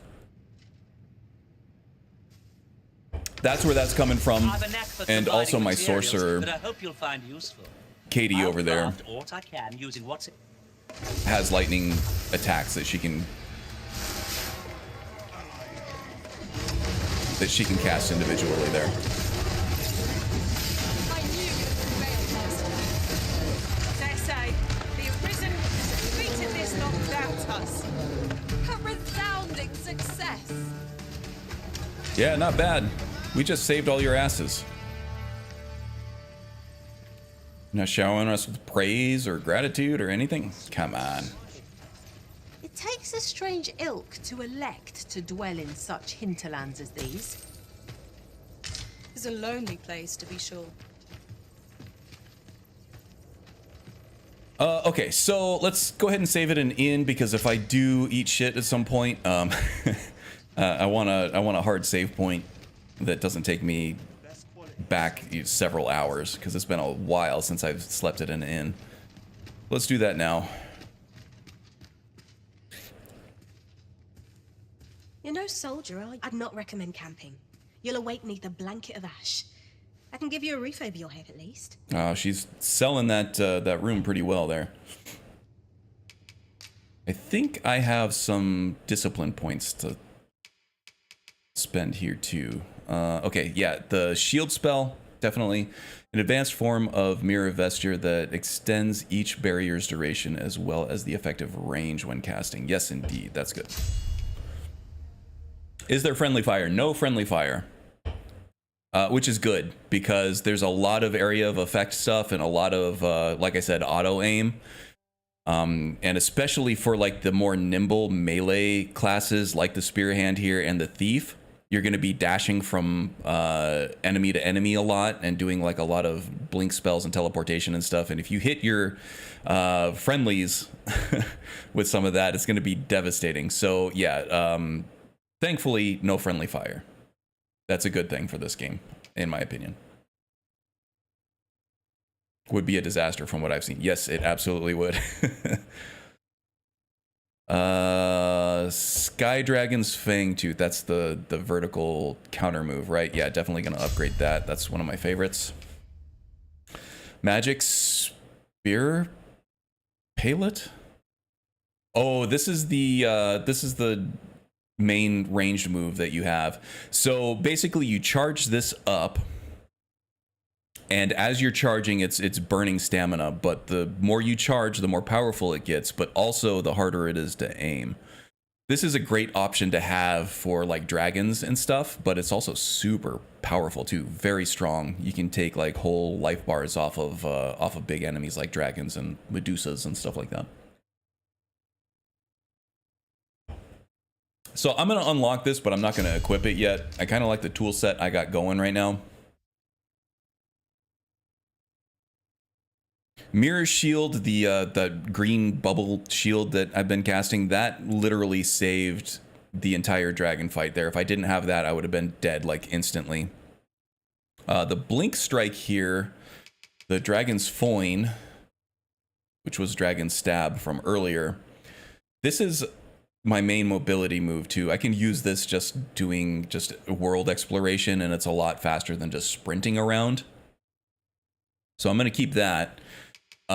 This is only useful against like if you have a ton of harpies that you're fighting, but then I can also just paralyze them to the ground now that I have the upgraded bolt that I have now. Thief's Hand. Oh yeah, that's the stamina sapping stuff, but I do have a mage that gives me much higher stamina regen, so I don't need that. Oh, this one's cool too. So this one basically uses, you enchant your staff or your spear, and then you spin it around and it vacuums enemies in, and then you let go of it and it'll shoot them out and just like boot them for just acres. But then you miss out on it. You can see the speck falling down in the waterfall way in the background, which is amazing. It looks like another one of those really fun spells, but like we have too many other important things in our toolkit right now that I don't know if I can get rid of it. So this one right here looks fun. I'm going to go ahead and just unlock that now because I do want to use it at some point, but I don't know what I'm going to get rid of for it. Maybe the ultimate, the Wild Fury, because I'm not using that a whole bunch.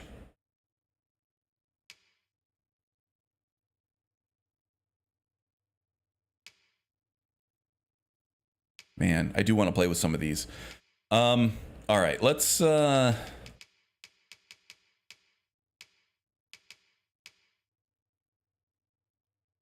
there we go. Let's do this one first. We'll replace the ultimate with it. We've got a lot of other ways to do damage with this class, so I don't need that ultimate, you know, blink, multiple blink spell that I was using.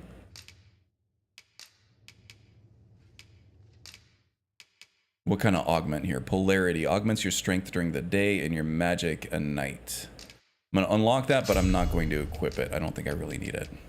So strength determines your physical damage output, whether it be ranged with a bow or melee with your spear or with a sword or anything else, whatever vocation you're using. It affects the damage output of all physical damage.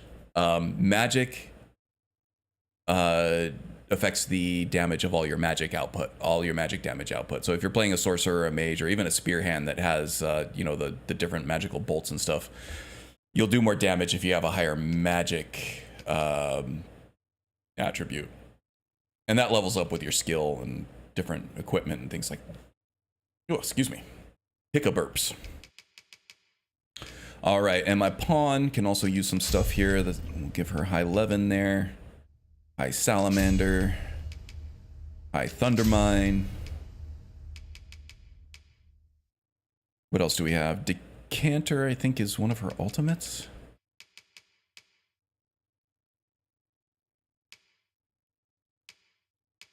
Maybe not. I'm trying to think of what the ultimate were. What the ultimate skill was for sorcerer. Maybe I haven't unlocked that yet. It's Meteor. The Meteor one. That's the one James was talking about. I don't have that unlocked. I'll have to figure out how to get that unlocked and then get that for both of us. Asperity increases the likelihood of inflicting debilitations with your attacks, which is nice. Stasis reduces the rate at which items deteriorate. Nah, that's things like meat. It doesn't go rotten as fast. Constancy augments your knockdown resistance. That's nice, but I don't think we really need that either. All right. Let's rest. We must rest, though the sun is still up.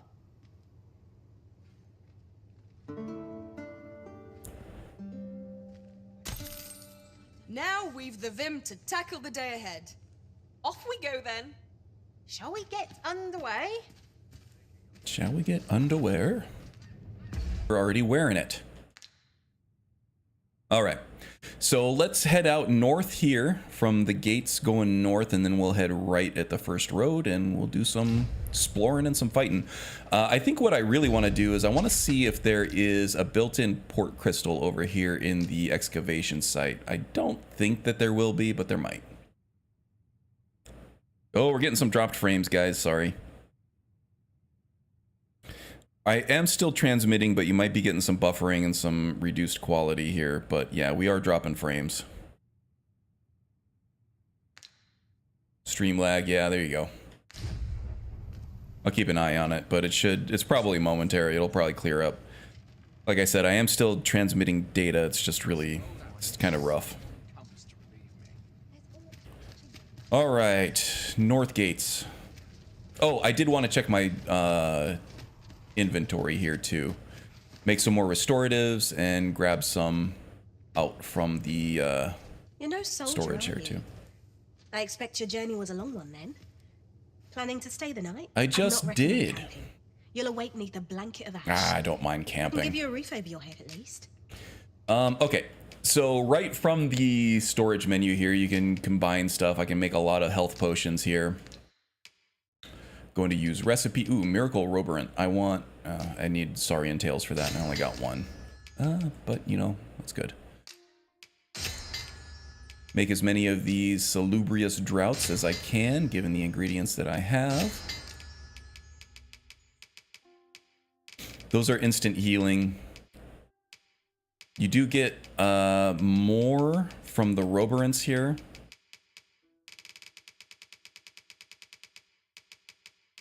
So let's go ahead and make some dried meat out of the aged meat that we had, and then the dried fruit out of all this quince that we have. And I can make roborants out of the dried stuff.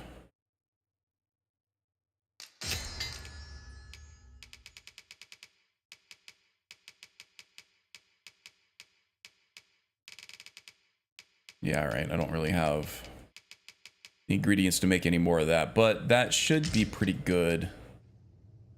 Let's go ahead and withdraw the stuff that we made now. Take all of these. Get some roborants here too.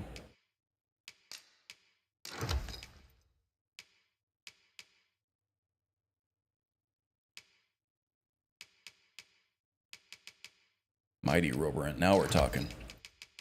All right, so we should be good now. Let's get on the road. Actually, one more thing. I want to see what I have. Oh yeah, may as well just get rid of all these crafting materials here too. While we're at it, loosen up this encumbrance a little bit.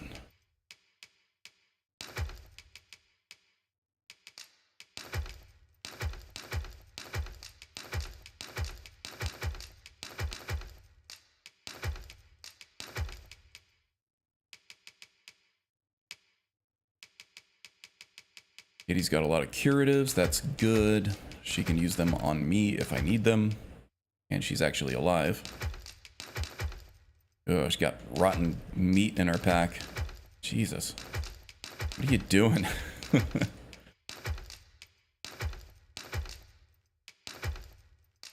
Ooh, dark scale. I think I needed that to enhance something Always a pleasure. in my inventory. Actually, let's head over to the gear vendor here too and see if there's anything Any I've kind of weapons upgraded to gear sell. that we can Truth buy. be told, I'm of half a mind to pack up and leave. What with the volcano growing more active of late as well.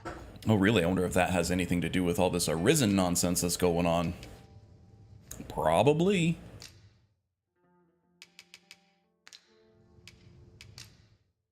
Anything cool? What do we got here for weapons? Like I said, the Dead Ringer is pretty much the best duo spear that you can get until you go New Game Plus and get some of the really, really cool stuff on your next playthrough. Revenant Whale is a really good bow, but that's only for archer characters, and I don't plan on doing any endgame archery yet. Do we have any Archistaffs here? Bane Archistaff. I could give... No. Maybe the Volant White. This is a wand. I think I want to make my main pawn a... Man, we're getting a lot of dropped frames here. Crap. But we're still transmitting data. Let me see how we're doing in my preview window here. Yeah, no, we're still chugging along. Yeah, we'll be okay.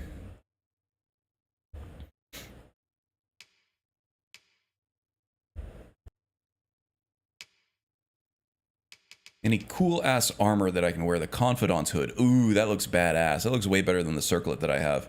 And it's more powerful too, so definitely buying that. It's expensive though, 33,000 gold. I do have 190,000, so we can afford it. Yeah, I'm equipping that. What else we got in here? Adept's coat. Damn, that looks cool as hell too.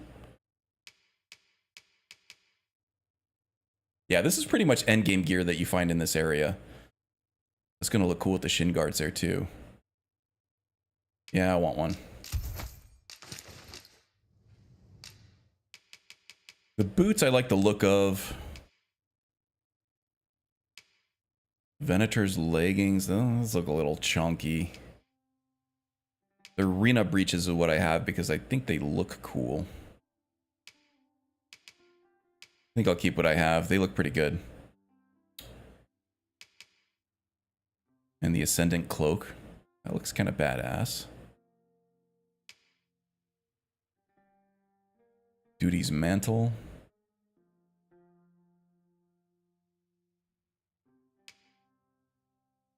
Admiral's Mantle. I don't know. I like this. Let's see what we can upgrade here too. Need another bolt skill for this. I'm not sure where to get that, but I do have a forager in my party, so the right spot for it. Let's go ahead and upgrade the hood. Can we do it again? Yes, we can. Great Griffin Claw. We have tons of those. One more time. Yeah, we got lots of that stuff. Excellent. This was a good upgrade, and it looks cool as hell too. Adepts. Electrum. I have not seen any of that yet. Not sure where to even get it. All right, does the pawn have any? Oh, yeah.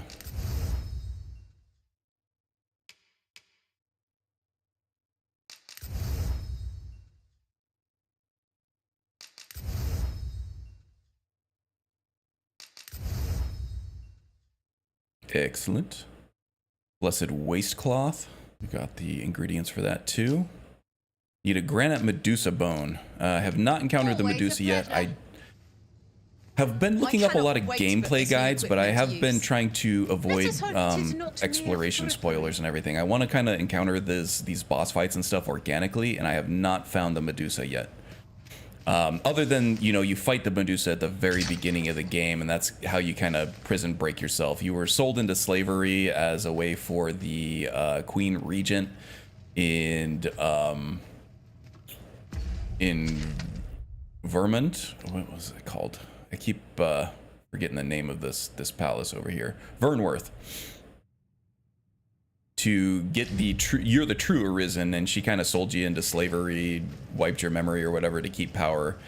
And at the very beginning of the game, you're moving rocks around, and then they uncover a Medusa, and you help fight it, and that's kind of how you get jailbroken. And end up in the starting area. And I think the excavation site is where you start the game. This is the very beginning of the game. You fight your way over to like the coast over here, and then you jump kind of like in a fugitive moment, and then you end up landing on a griffin. Either it was probably some kind of like divine intervention there or whatever. And then you end up, he flies you all the way over to this like border watch outpost area over here. And then you make your way to Melv from there and all the way down to Vernworth. But yeah, this is the starting and the ending area. It kind of goes full circle. Kind of cool. A little bit tropey. Kind of cool, though. All right, we got some really upgraded gear. We got some upgraded skills. Let's go kill some stuff. Going the wrong way. Yeah, okay. Now I know. I got my bearings now. Let's go. Let's go. This looks as good a place as any. Throwing dead bodies at folks now. Oh, jeez. That hurt. Get up, get up, get up, get up.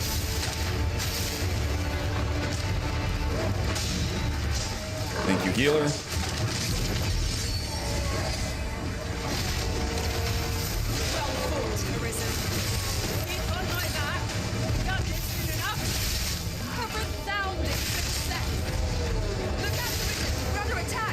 Yeah, we are.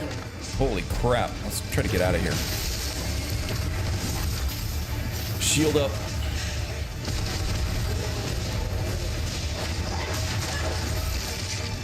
Totally oversailed. Put him in the blender.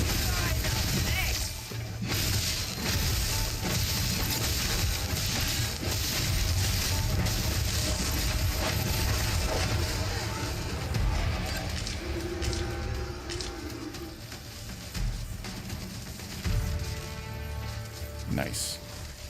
Well done, team. It was way harder. Wow, that's a biggin. Ogre, huh? Goddamn Shrek. Crashing the party. Let's see if I can slow him. Got that one instead. Alright, well, we can take him out.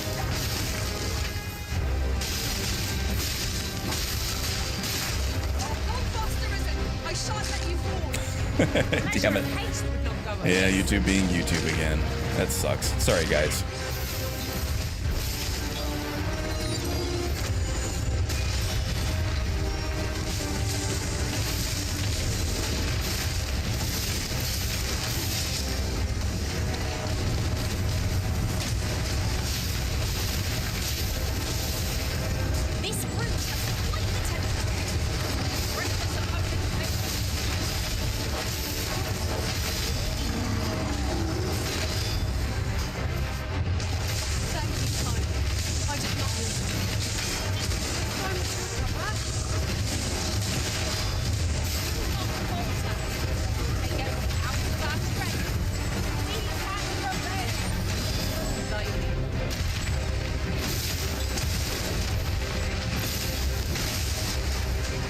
Alright, let's put our spear in his butthole.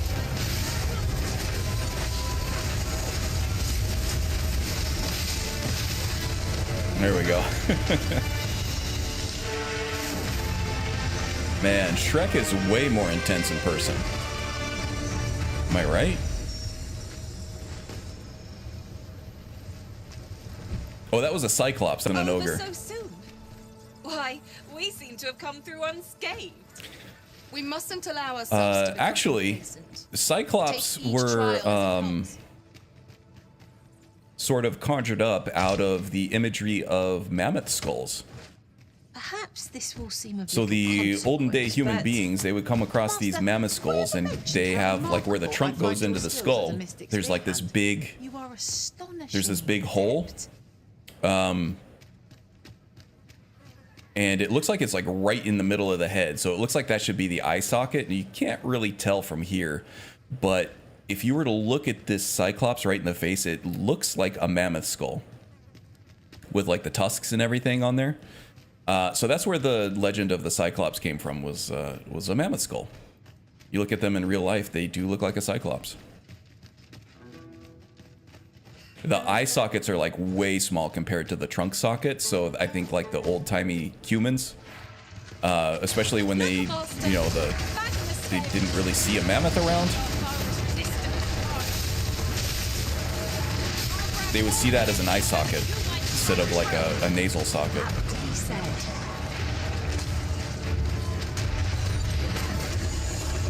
Remember my paralyzing bolt here. Okay.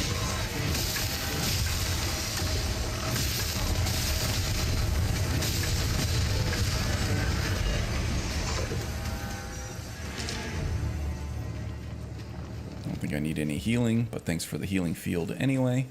All right. Let's enter the fray here.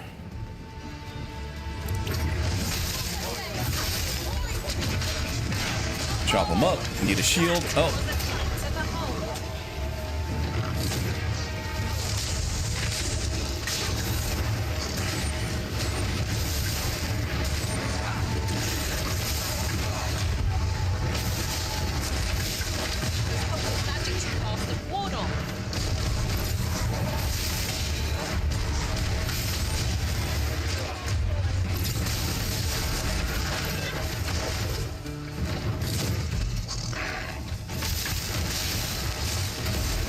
Why don't you relax, bud?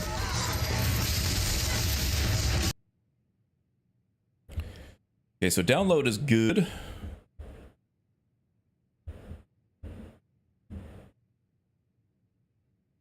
Yeah, okay, so usually my upload speeds are about twice this. Usually I got about 25 to 30 megabits up. So my upload is struggling a little bit right now. So it could be me, but that should still be plenty. I have my stream set at I think just 4 megabits, which is just a fraction of what I am actually uploading right now. Huh, bummer.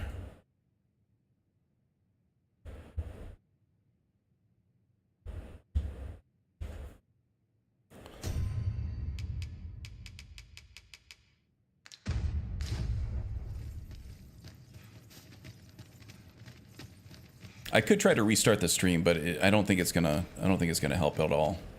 Like I am, like I said, I'm still transmitting data. It's gonna be a little choppy.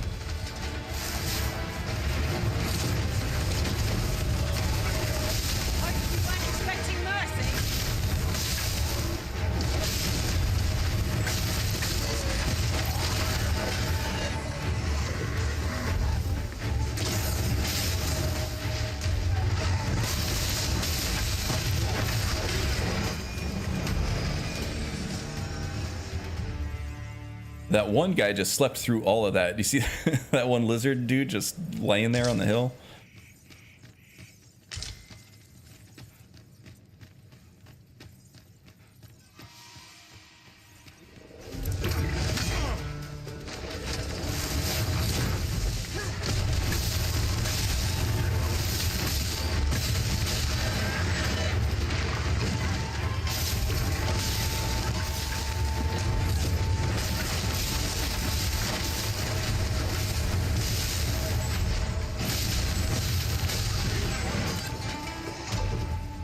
Is that it? Are they all dead? Is there one down there you're chasing? Oh, you're gonna face plant. Is that guy dead or what? Let my magics grant you an elemental boon. What are you guys fighting down there? The fire must be put out ere our comrade burns.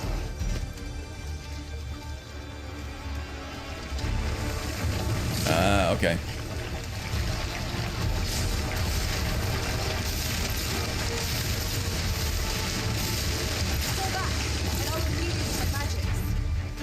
Right there.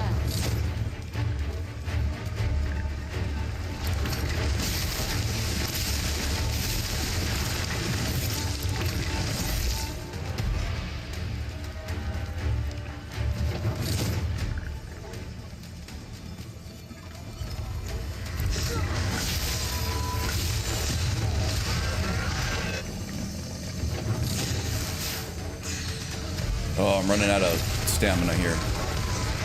Back to regular attacks.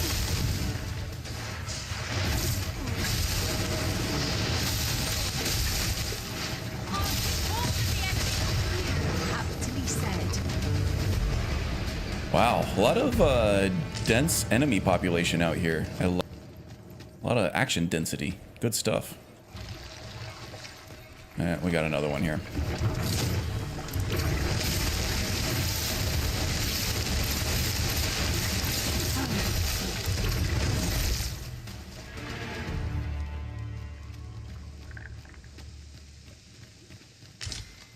That foaming slime. I think I needed that for an upgrade for something. I don't remember what, though. Is your pack not overburdensome? Yeah, probably. You carry so much. I worry for your poor spine. Well, I appreciate the concern, but I think I'll be okay at the end of the day.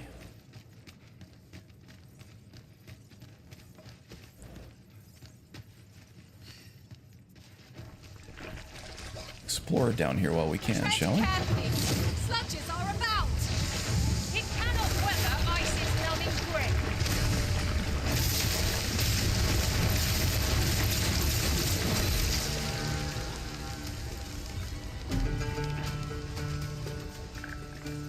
So yeah, I was talking about a Skyrim build that I had in my head that was inspired by this one. And I'm thinking, you know, light armor.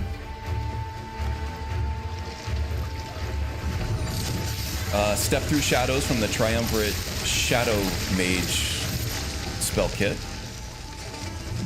A one-handed spear from Animated Armory with a weakness to shock element, weakness to shock enchantment on it, which you can get from. Oh, Abby's struggling over there. You okay?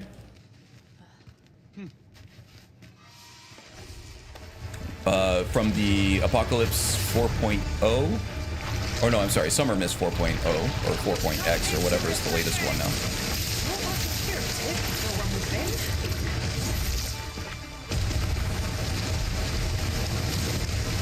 And then just like a damage touch spell, shock damage, touch shock damage spell from Apocalypse. So you're gonna whack them with your one-handed spear, or actually you're gonna, you know, go from have your left hand filled with step through shadows. You're gonna cast that on an enemy or a group of enemies. That's gonna pull you right up close and personal, which also does reduce their armor rating as well. That spell does. And then you whack them around with your one-handed spear for a little bit, which also does weakness to shock on the enemy with that enchantment.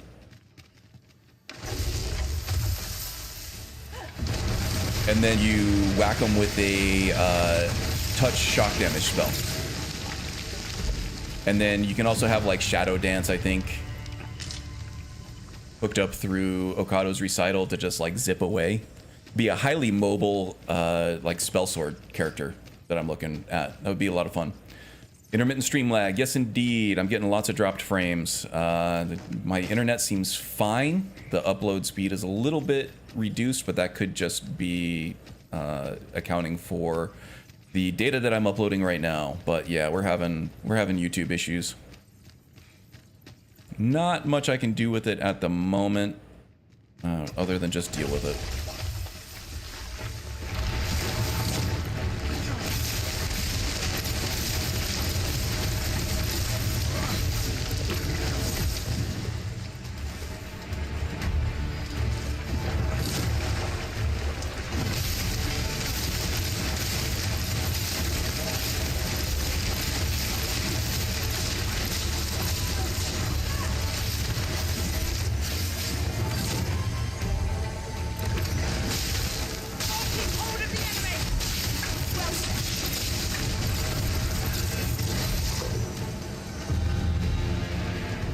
Okay, we got a vocation rank up.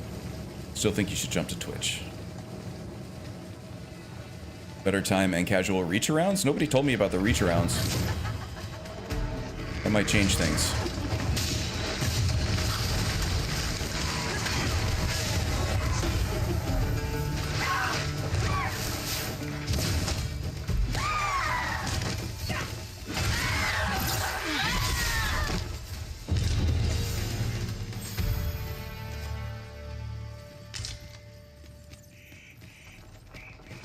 Day 1 reach arounds. Wow, you don't even have to get a certain follower count or anything. Just go right into the reach arounds. Interesting.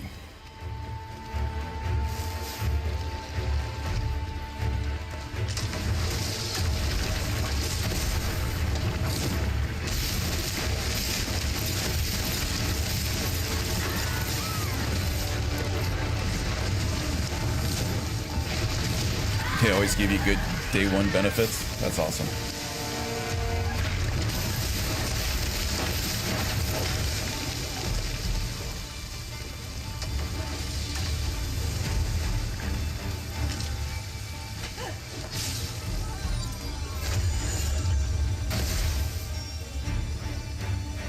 All right, we still got battle music. Oh, there's a damn dragon. Okay, are we ready for another dragon? Guess it doesn't matter because we're fighting one.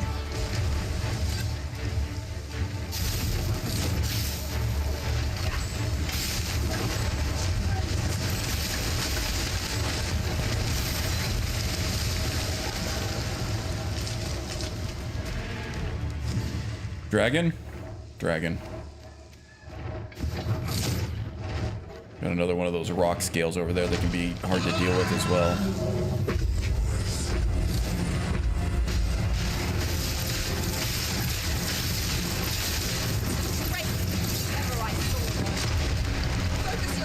Getting smoked already.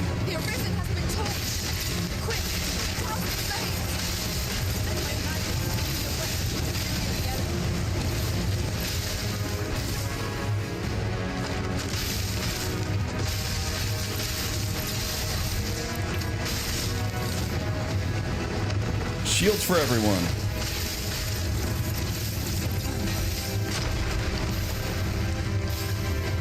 That hurt a little, but I'm okay. Happy Gilmore.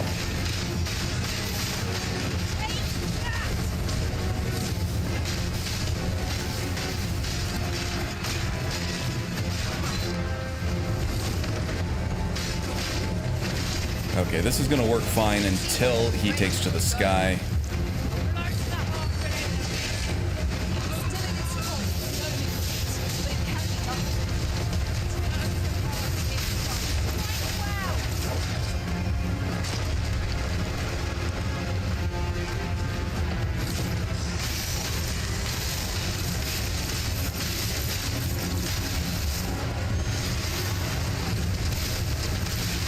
His lightning can't hurt us as long as we're shielded.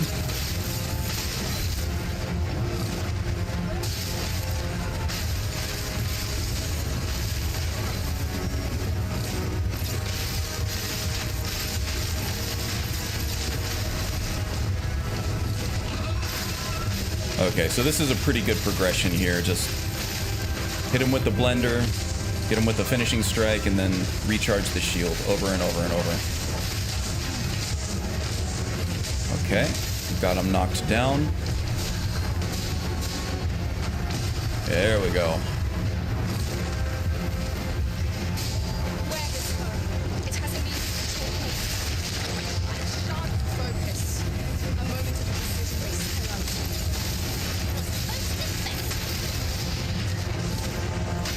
Oh, his heart just closed back up. We gotta open that thing back up again.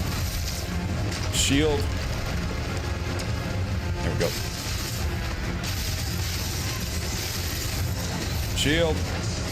Woo, that was a close one. That should shield from the meteor strike here too.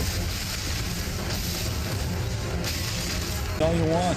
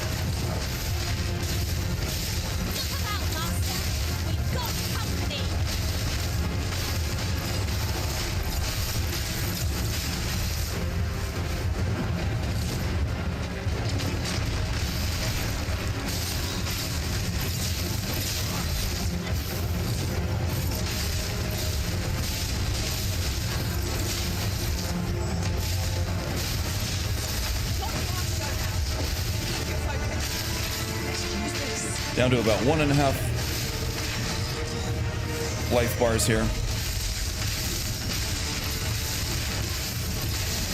Shield.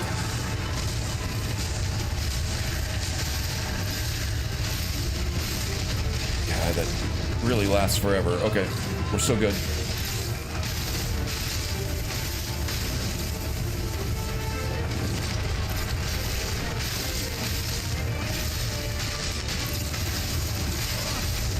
Shield. Oh, he's hurting.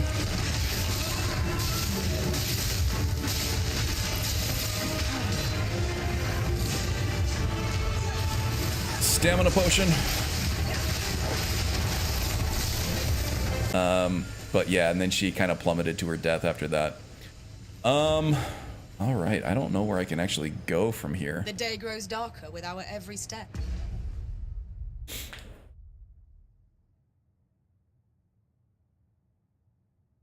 He's had YouTube issues for a while now, but yeah, I mean, for me, it's just how much time do I have between streams to actually work on getting switched over. I'm not opposed to it. I never really have been opposed to it. The main thing for me was like not splitting up my audience between YouTube and Twitch, but even then, I don't really care. There's only a very small subset of people who join me for my live streams that watch my recorded content. So that really shouldn't be a concern. It's just mostly just finding the time to switch over. I had a really, really busy week. I've had a really, really busy year, to be completely honest with you. I haven't really had time to just do regular life stuff, let alone switch my platforms at all, so I don't know.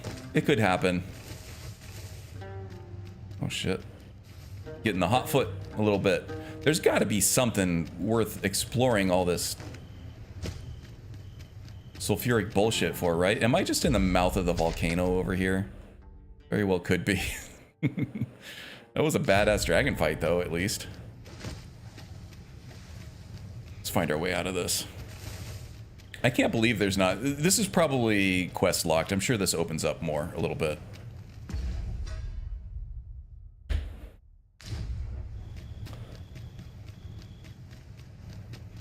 Amazon did have... Yeah, Twitch was in a lot of trouble.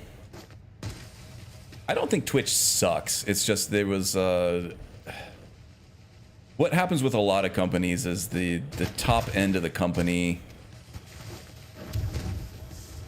They want to start sucking money out of it before they've really put enough investment into it for it to take off or whatever. And Twitch was really top heavy.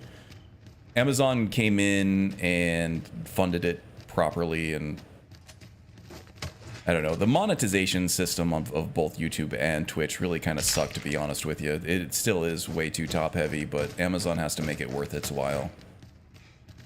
Keep all those shareholders happy.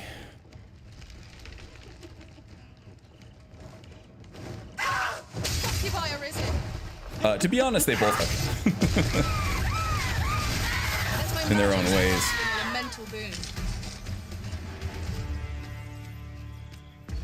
They're all going to be business first and viewer and creator second. Oh crap, I don't like being right on the edge of this cliff face here.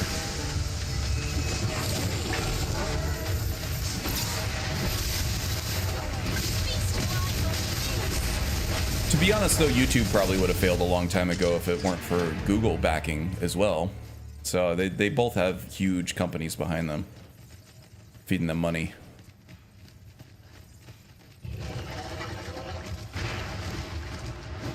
I mean, at the end of the day, Twitch is just an ads, and that's how I control it. By default, they run automatic mid-roll ads throughout a stream and any other kind of video. But for the live streams, I just set it to manual and just never run an ad. Yeah, no, I mean, that's the other thing is YouTube seems less mature in terms of its streaming technologies.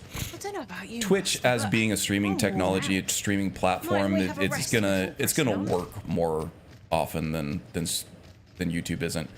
But to be honest, I've been on streams that some of your streams, Magus, where like your upload kind of starts getting borked. Like my internet is fine, but when the upload speeds start failing, it does this thing where it like it starts getting like swimmy and underwatery. It starts missing like a lot of the like music and sound. It starts getting like wavy because they start extracting some of the information from those sound files and that sound streaming data.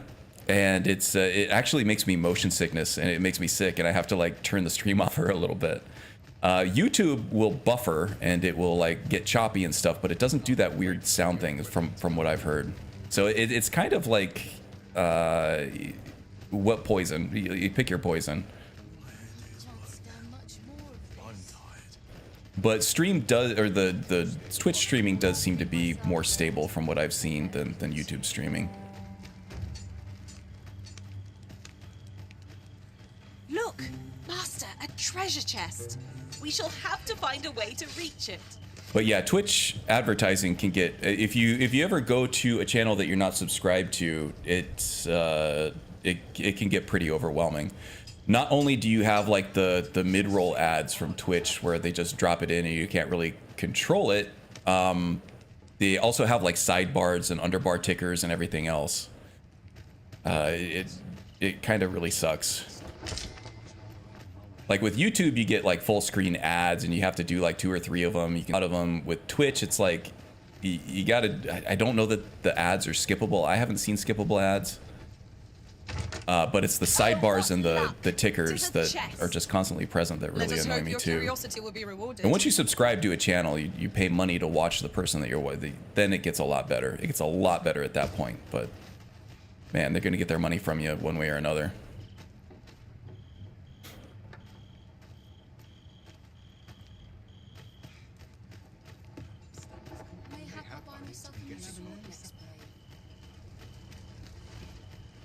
You do have control, even for non-subbed people?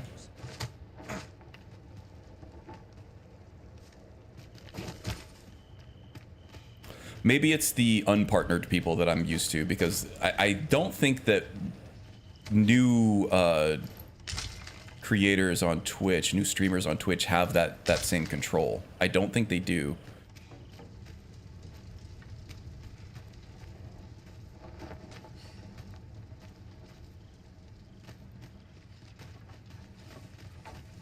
You gotta pay to skip the ads. Yeah, there is a YouTube Premium, but the Twitch hides that from you. They make it not easy to find. Like YouTube Premium, I pay for YouTube Premium. It's well worth the money for me. I don't have to see any ads ever on YouTube. There is an option, there's a monthly pay where you don't ever have to see ads, but I think it's more expensive and they don't want you to find it. So they bury it down in like the settings somewhere.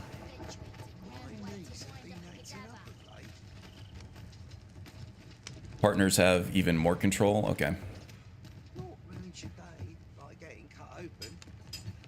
Yeah, there are trade-offs for each one. Like I said, I'm not opposed to Twitch streams. I don't actually mind watching Twitch streams at all. I don't like how it handles like like in YouTube we'll get frame drops, we'll get buffering like I said, but then in Twitch it'll keep it going, but then it makes me motion sick to experience it that way. It's just kind of the beast of streaming. We might as well give it a go. We're gonna let this person out. There's all these different. I might let him out. I gotta be more judicious. I only have one key, and it'll get destroyed after I use it, so I don't know where to use it. Yeah, different discoverability on each platform. I mean, if you really want to do full-time content creation, and you really want to make like a career out of it and do your damnedest to get it off the ground and really put the effort in, it becomes more than a full-time job, right? You're going to be putting overtime hours into trying to run a personal business like that, which is why I haven't done it. But you really want to have a presence on pretty much every platform. and then have everything linked to each other.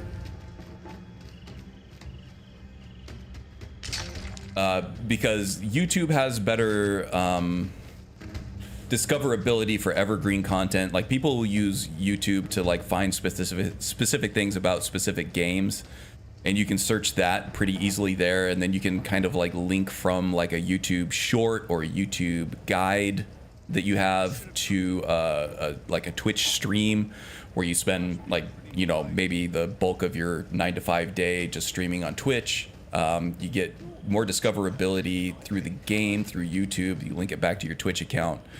Twitch is very hierarchical in that it will promote the most viewed streamers from that game at the top, and then at least the last time I've seen it, if I like search for Skyrim streams, it's going to put the ones with the most concurrent viewers at the top, and then it's going to filter down. So if you're doing Skyrim and you're a brand new creator, your stream is going to show up way down at the bottom because you're not going to have an established viewership. Now, if you already have like an established network like I do or Magus does, and you have regular viewers, you can get people to come join you on your Twitch to help support you, and that will bolster your numbers up a little bit more, and then you'll get a little bit more discovery through that platform. And then, of course, you got, you know, Twitter or X or whatever, and you can link to Twitch through there. You can put like little shorts and stuff on there. It's a crazy job. I don't want to make money. I don't want that to be like my. Some people dream of being able to play video games for a living, but when you look into what is actually involved into making a good, decent living out of this industry, it's mind-boggling how much work goes into it. It's really crazy. It shan't open without the key. Be on the lookout for a likely-looking key.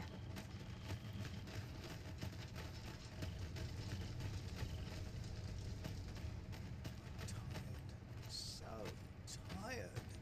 Is there no escape?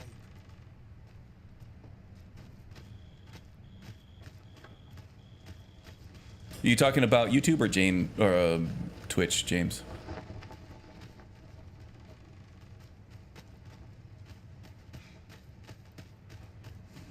Yeah, I'll go months without seeing a buffer, and then all of a sudden, like 2 or 3 weeks in a row, I'll get them. I wouldn't say it happens most of the time, but it does happen more frequently than I would like. And honestly, the way, you know, just the nature of streaming, I'm not sure it would be any better on Twitch, really. I don't know. I would have to try it to see. I have to try it over the course of like several months or a year and see how much better it actually is.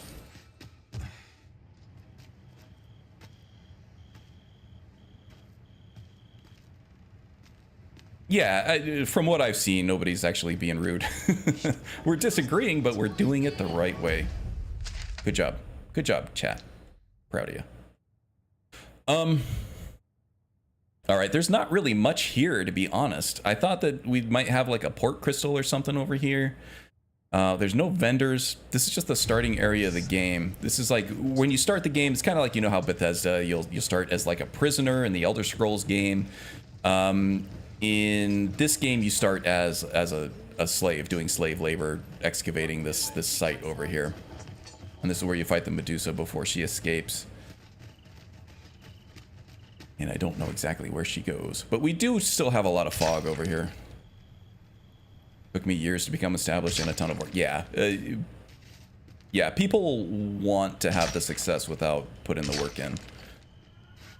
And it goes the other way too. A lot of the successful streamers on Twitch and YouTube and wherever else, a lot of people are like, oh, they just got lucky. You know, they get to play a video game for a living. That must be the dream.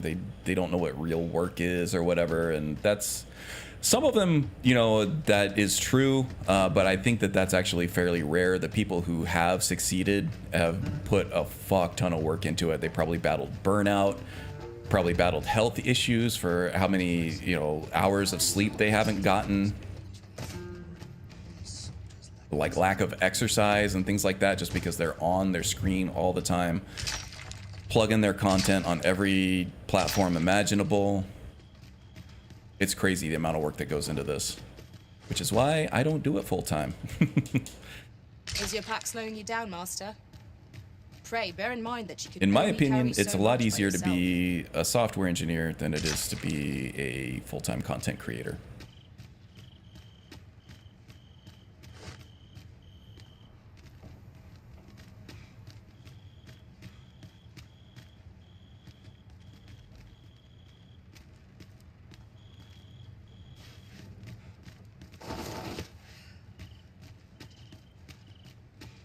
Yeah, and it becomes a networking thing. You almost have to have your network established before you go to Twitch in order to have the quick success like that. People who are active in different Discords and different communities, different streams and stuff like that, or like someone like, I have a very small presence on YouTube, but at least I go onto like Reddit and the Skyrim subreddits or Discords or whatever, and people recognize my builds, my name from like my builds and stuff. That would go a long, long way in getting established on Twitch, but the vast majority of people don't even have that, and that takes like years to establish that kind of sense of networking and community. Let's see. There's only one way in and one way out of this place. That's crazy. Let's see. Let's go right over here, I think, and we'll just follow this up to the end of the road. No, I think it was this way. Oh, that's another gate. Okay, where does this go? The idea that to get some of these features is very much pay to win. YouTube does have a little bit of... Oh, it's got a lot more than a little. But not as heavy as Twitch. 8.98 will cost me for 12 months. Oh, you're talking about from a viewer perspective. Yeah, there's all kinds of paid promotions that you can do once you hit 1,000 subscribers. Or I think it's only like 500 subscribers on YouTube now. Man, they changed the requirements from 1,000 to 500 like a month after I hit my 1,000 mark on subscribers. Yeah, you can run paid ads for your own channel on YouTube, and you can choose how much you pay, and you know, you can choose to pay 20 bucks or you could choose to pay 2,000 bucks, and you get a ton of reach, a ton of engagement for that money. But 2,000 will get you a lot more viewership than 20 bucks for sure.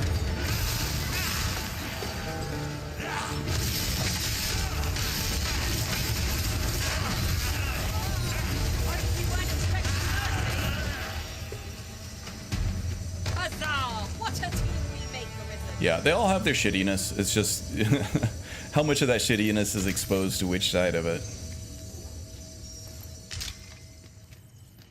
But yeah, like Silent said, it's not the best one. It's not the best, but it's what we got. Thank you kindly. I did not mean to. And to be honest, the things that they give you for free is not bad. You can build a source, like a community. For a lot of us during the pandemic, we knew each other during the pandemic, and we were all kind of like stuck at home or whatever. And a lot of us were going a little bit stir crazy. But then that's like when a lot of us started that's when I started live streaming.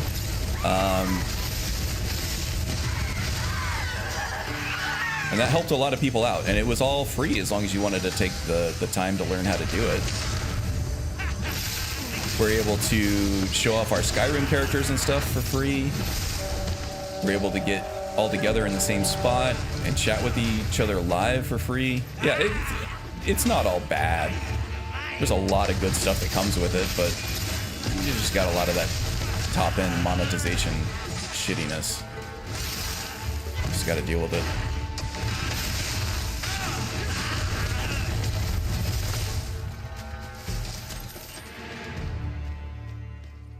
Over so soon? Why? We seem to have come through unscathed. Well, I'm sure there's a program for you.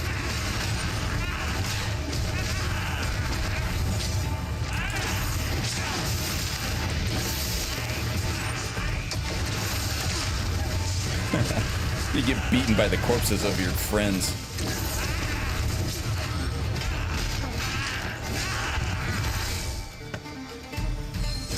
Really liking the Spearhand here. A lot of fun.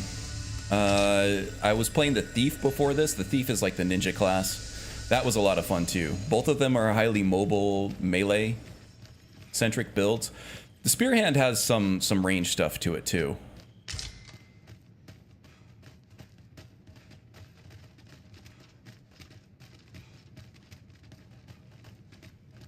Yeah, well, that's kind of the life cycle of new products, right? They start off awesome when they're trying to get the audience established and things like that, and then you know the shareholders and the owners and stuff want to start making money on it. So either the owners will sell out to a bigger company, or the shareholders are saying, you know, start putting pressure on the company, saying, hey, we need to start making money here. We need a return on our investment. And then the enshittification happens, where they, you know, start they start charging more for an inferior product. But once they have that audience established, then they kind of had this brand recognition that both Twitch and YouTube have now, where it's like now it's like you're stuck on this platform. Not, you know, technically stuck. There are a ton of other platforms, but this is where your audience is. This is where you're making your money. So now we're going to charge you a little bit more for it, or we're going to scale back on the benefits a little bit here and there. And that's, you know, the same stuff is probably going to happen to the Nexus now, which sucks. But it happens to everything. It happens to literally everything. Unless it managed to stay privately owned without investment dollars and things like that, then yeah, you can get like Steam. Steam has always been pretty good, pretty consumer focused, and they used their model they take a big chunk from studios to put on their store, but then they use that chunk of money to create very customer focused benefits. Things like review systems, giving customers a voice for their stuff, a healthy, generous refund window for games that you don't like or that were, you know, falsely advertised. Guard all you want. It won't make a difference when I've grappled, you see? Avoid flame. Steam is one of the ones that have actually, like, stayed true to their origins for a while.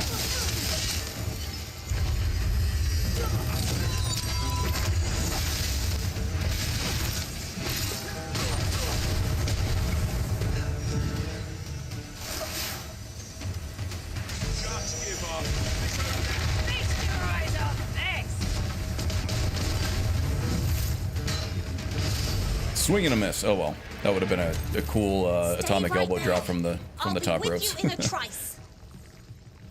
When everyone is having it happen on YouTube around, what was it? Oh, the adpocalypse. Oh man.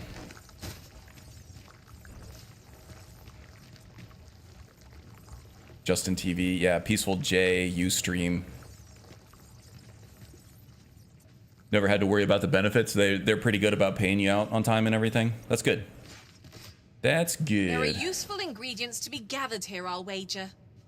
We could pick some now. Even Gamer Poets made the Twitch jump, and he likely made more in stream than several months of YouTube. Maybe.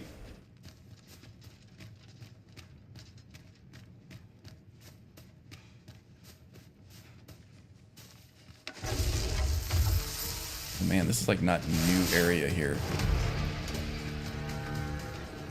Watch for the hobgoblin. Oh, how did that miss? Come on.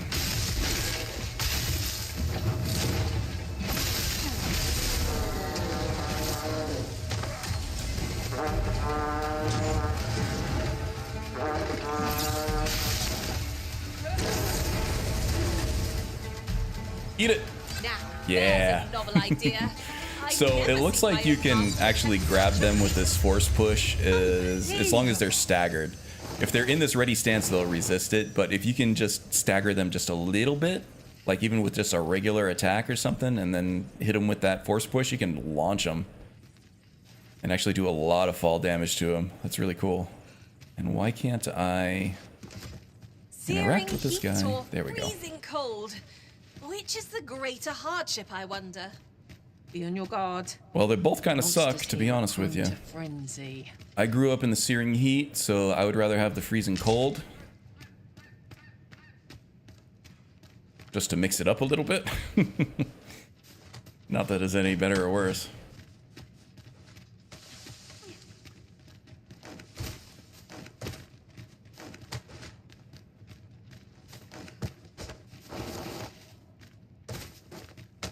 Why don't we have a taste? There's surely no harm. 940 is not bad. I'd wager your eyes are larger than your stomach.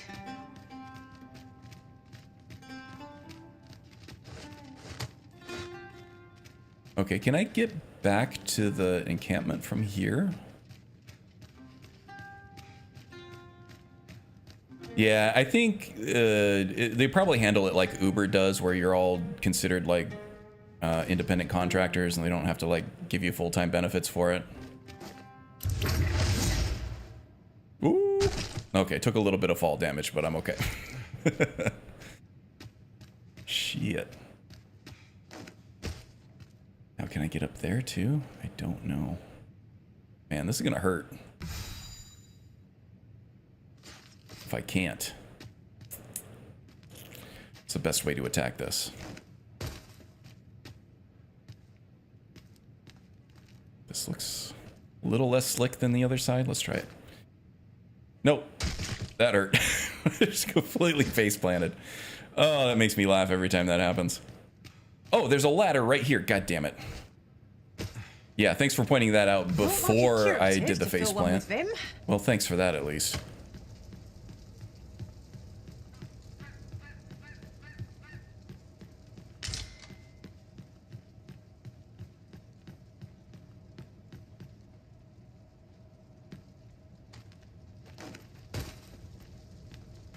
All right, let's stop with the personal insults here.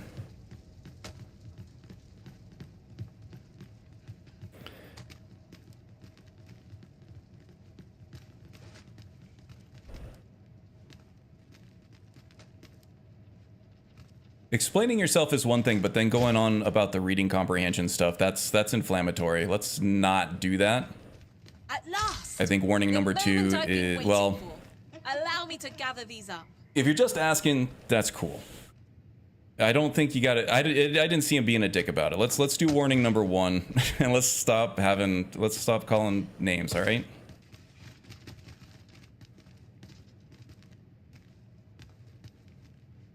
Shit. All right. Only got 10 minutes left in the stream anyway. Yeah, I think there was some confusion, and then the confusion led to frustration, and then frustration led to insults, and then... All right, we can just stop it right there.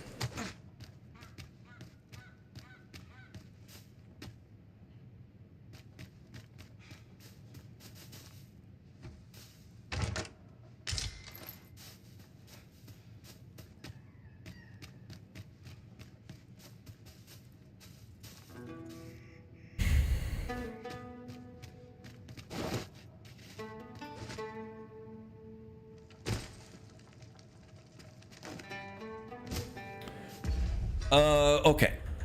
If we want to do specific examples, maybe you won't agree, but here's what I'm seeing.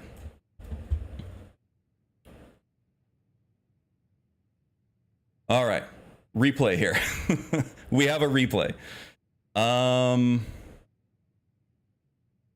So I think this right here, so you get medical, dental, and vision benefits from Twitch. I think this was a legit question. I had the same exact question.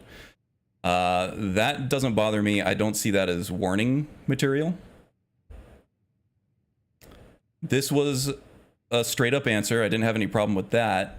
None of your business seems a little inflammatory. And he said, okay, I was going to say cool. Consider that number warning 1. I don't think I agree with that warning 1. But then shit started going off the rails here. And then we got a legitimate question here. Were you actually asking or being a dick about it? And he was like, I was just asking, which is fine. And then we go into the insults. What are you talking about? Reading comprehension? Come on now. It's hard to read context and emotion in a message. I get, okay. I thought you were attacking his own reading comprehension. Okay. So a disagreement became an argument, and then that triggered people.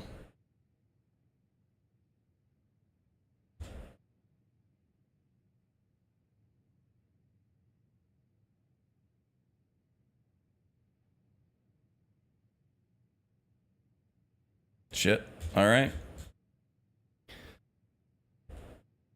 I don't know, man. I don't know.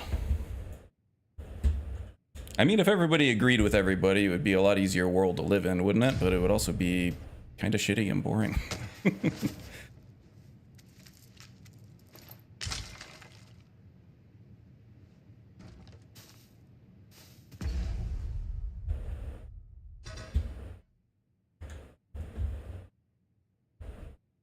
I thought there were some disagreements, but it felt like it was social. It was like civil, right?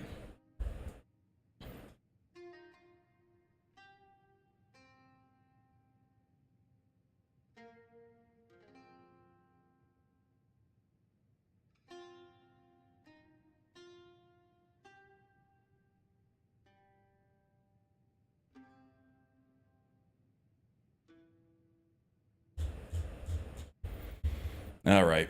Well, yeah, this is another thing that makes streaming really difficult and not worth the money is the... everybody on the internet is just so jacked up these days. All right. Well, we're back in civilization here. I'm not going to do anything else for the next 9 minutes, so I'm just going to call it a stream here. Everybody can, smoke them if you got them. All right, you guys take it easy. I'm headed out. See you guys next week, maybe. Bye, guys.